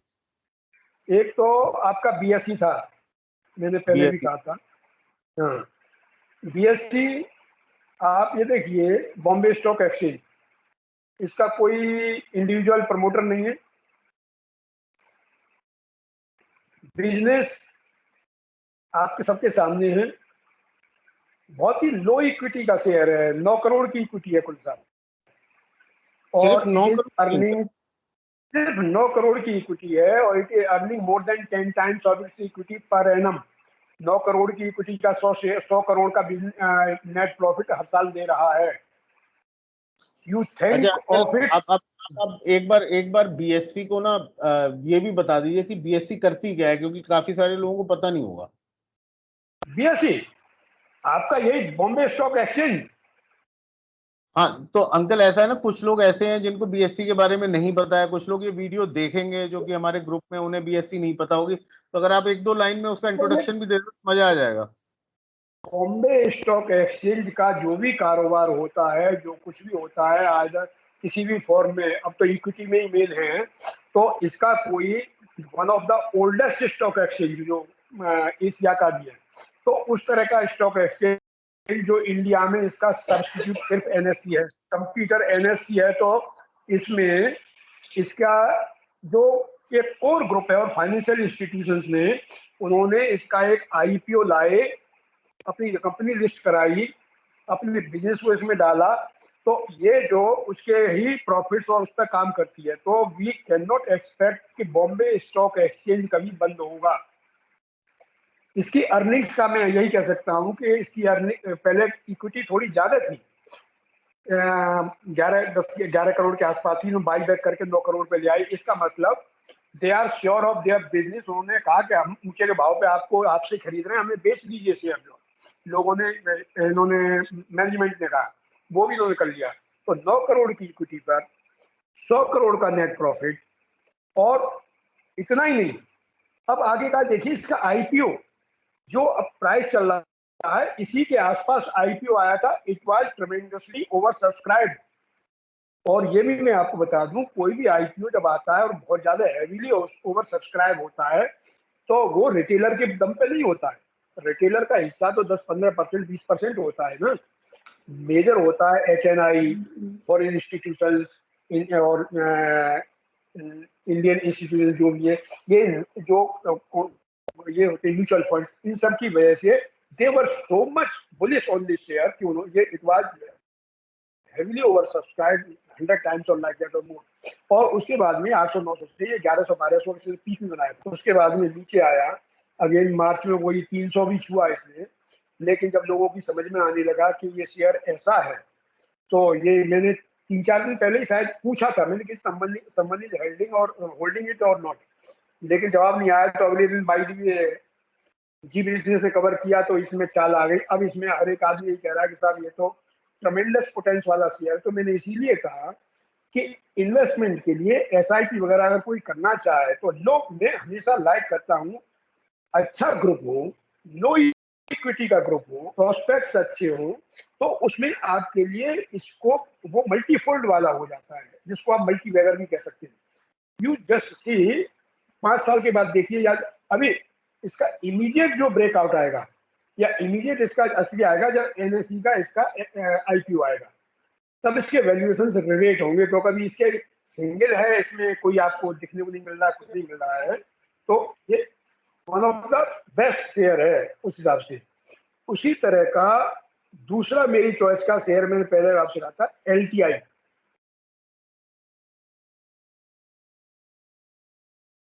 LTI वो भी उसी तरह का 8-10 करोड़ की इक्विटी है हार्डली, और L&T आपका प्रमोटर है, बिजनेस इसको बहुत अच्छा है। ये भी अभी दोबारा गिर करके फिर इसने ऊपर की चाल पकड़ना शुरू कर दिया है। कभी आपके टारगेट पे, लोगों के टारगेट पे आए तो इसमें धीरे धीरे पोजीशन बना सकते हैं कि 9 करोड़ की इक्विटी वाला और जिसका L&T प्रमोटर हो, ये शेयर फ्यूचर का शेयर है मेरे हिसाब से। तो दोनों स्टॉक के ना मैंने चार्ट खोली है अंकल, तो मैं बता देता हूँ कि मुझे उन चार्टों में क्या दिख रहा है। तो BSE में एक इसका, सिंस जैसे आपने बताया था कि इसका IPO आया 1100 के आसपास, ये ओपन हुआ था, उसके बाद इसने एक बॉटम बनाया था 900 रुपए 880 के आसपास का।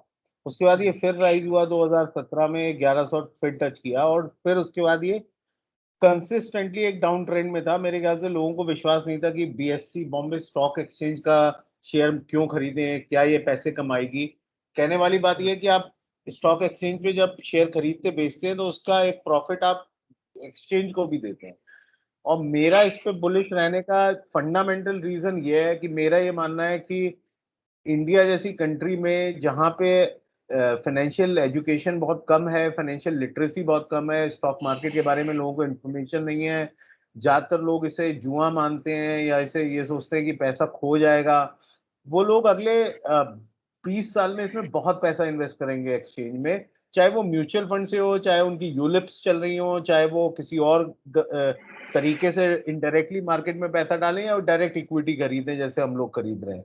तो एक्सचेंज की वैल्यूएशन यहाँ से बहुत हाई होगी।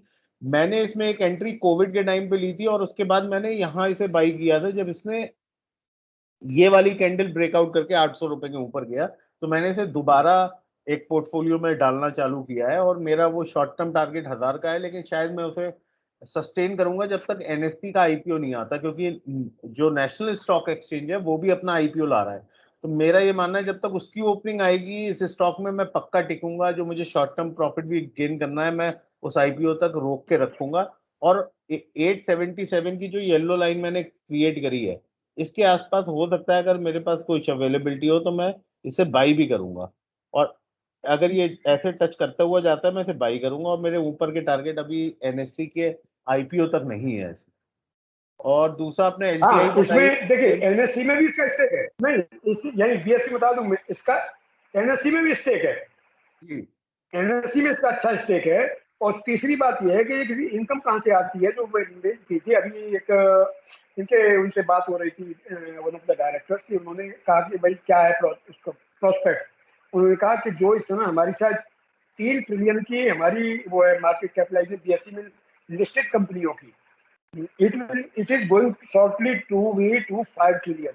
अब ये लिस्टिंग की जो फीस जाती है वो इन एक्सचेंजेस को जाती है, वो फीस ही इतनी ज्यादा होगी कि मतलब इसकी अर्निंग्स का हम अंदाजा लगा सकते हैं कि जब मार्केट कैप बढ़ेगा कंपनियों का, कंपनियां लिस्ट नहीं होंगी। और हमेशा सारी कंपनियां NSE पर लिस्ट नहीं होती, का बहुत सारी कंपनियां लिस्टिंग ऑफ कंपनी BSE पे जाते हैं as compare to NSE। Volume जरूर NSE पे ज्यादा होते हैं, लेकिन लिस्टेड कंपनियां BSE पे ज्यादा हैं NSE से। तो ये BSE कहानी हो गई। अब LTI को आप देख सकते हैं जी। और इसमें BSE में एक और चीज है अंकल की BSE का वॉल्यूम ऑफ शेयर कम होगी जैसे आपने कहा, लेकिन बाकी उस पर शेयर ज्यादा लिस्टेड है।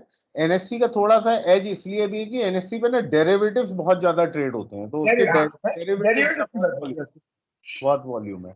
LTI वॉल्यूम अच्छे आते हैं। हाँ जी, एलटीआई का तो अंकल मेरे ख्याल से कुछ दिनों पहले अपने ग्रुप पे भी हम लोगों ने चार्ट डिस्कस किया था कि इसने डबल बॉटम और एक तरीके से देखें तो ट्रिपल बॉटम बनाया है ये 3500-3600 की रेंज में। ये देखोगे आप 3 बार ये स्टॉक यहाँ पे सपोर्ट ले चुका है। एक बार यहाँ से ब्रेकआउट दिया, फिर दोबारा यहाँ सपोर्ट लिया, फिर ऊपर गया 4300 तक, फिर एक बार आके इसने नीचे सपोर्ट लिया।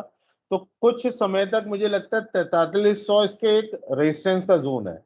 तो अगर मुझे ये बाई करना है तो मैं इसमें 21 दिन का मूविंग एवरेज तो ये है ही, तो मेरी तो ये खरीद आ गई थी इसकी जैसे इसके नीचे चला, और मैं ये जो 100 दिन का लगाया है इसे 55 दिन का कर लूंगा, वहां पे मैं अपनी पोजीशंस कंप्लीट कर लेता। अगर मुझे खरीदना है तो मैं खरीदता जाता, और ये अगर यहाँ आ जाता तो फिर मैं कुछ क्वांटिटी जब यहाँ सपोर्ट लेने लगता यहाँ और ऐड कर लेता। लेकिन अभी तो मैं यही करूंगा कि इसे यहाँ पे खरीदूंगा और इसके आसपास मैं बेचता रहूंगा। सारी क्वांटिटी नहीं बेचूंगा, कुछ क्वांटिटी में ब्रेकआउट के लिए रख लूंगा, क्योंकि कभी ना कभी फ्यूचर में अच्छी कंपनी है तो ये ऐसे ब्रेकआउट देगी तो फिर एक नया हाई बनाएगी। लेकिन इसकी मुझे बहुत कनेक्शन दे रही है।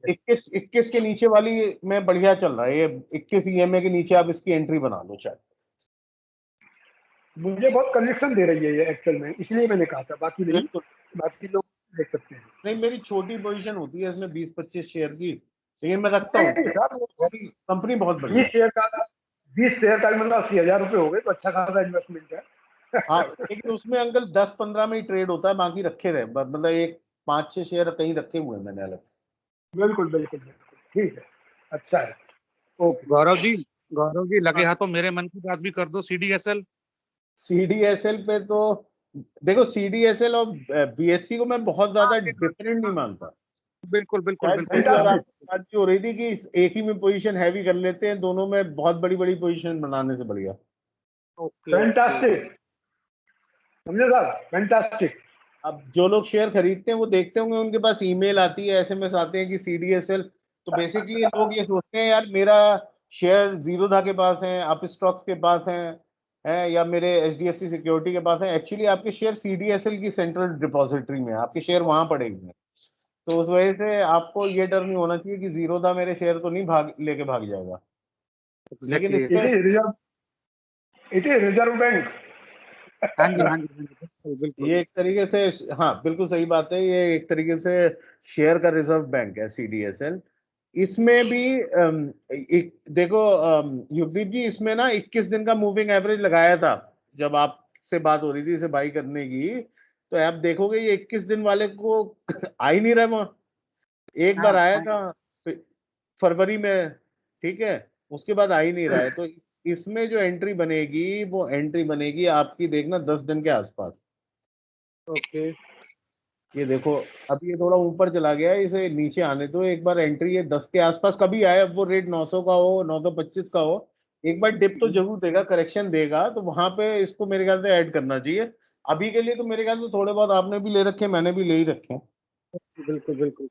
गौरव जी, हाँ जी बताइए। गौरव जी, मैं फंडामेंटल पर फिर जा रहा हूँ। देखिए दोनों मूविंग एवरेज क्रॉस ओवर करके जहां शेयर ऊपर निकला जी, वो एंट्री का पॉइंट था, वो क्या लेवल था आप देख लीजिए इसको जो हाँ,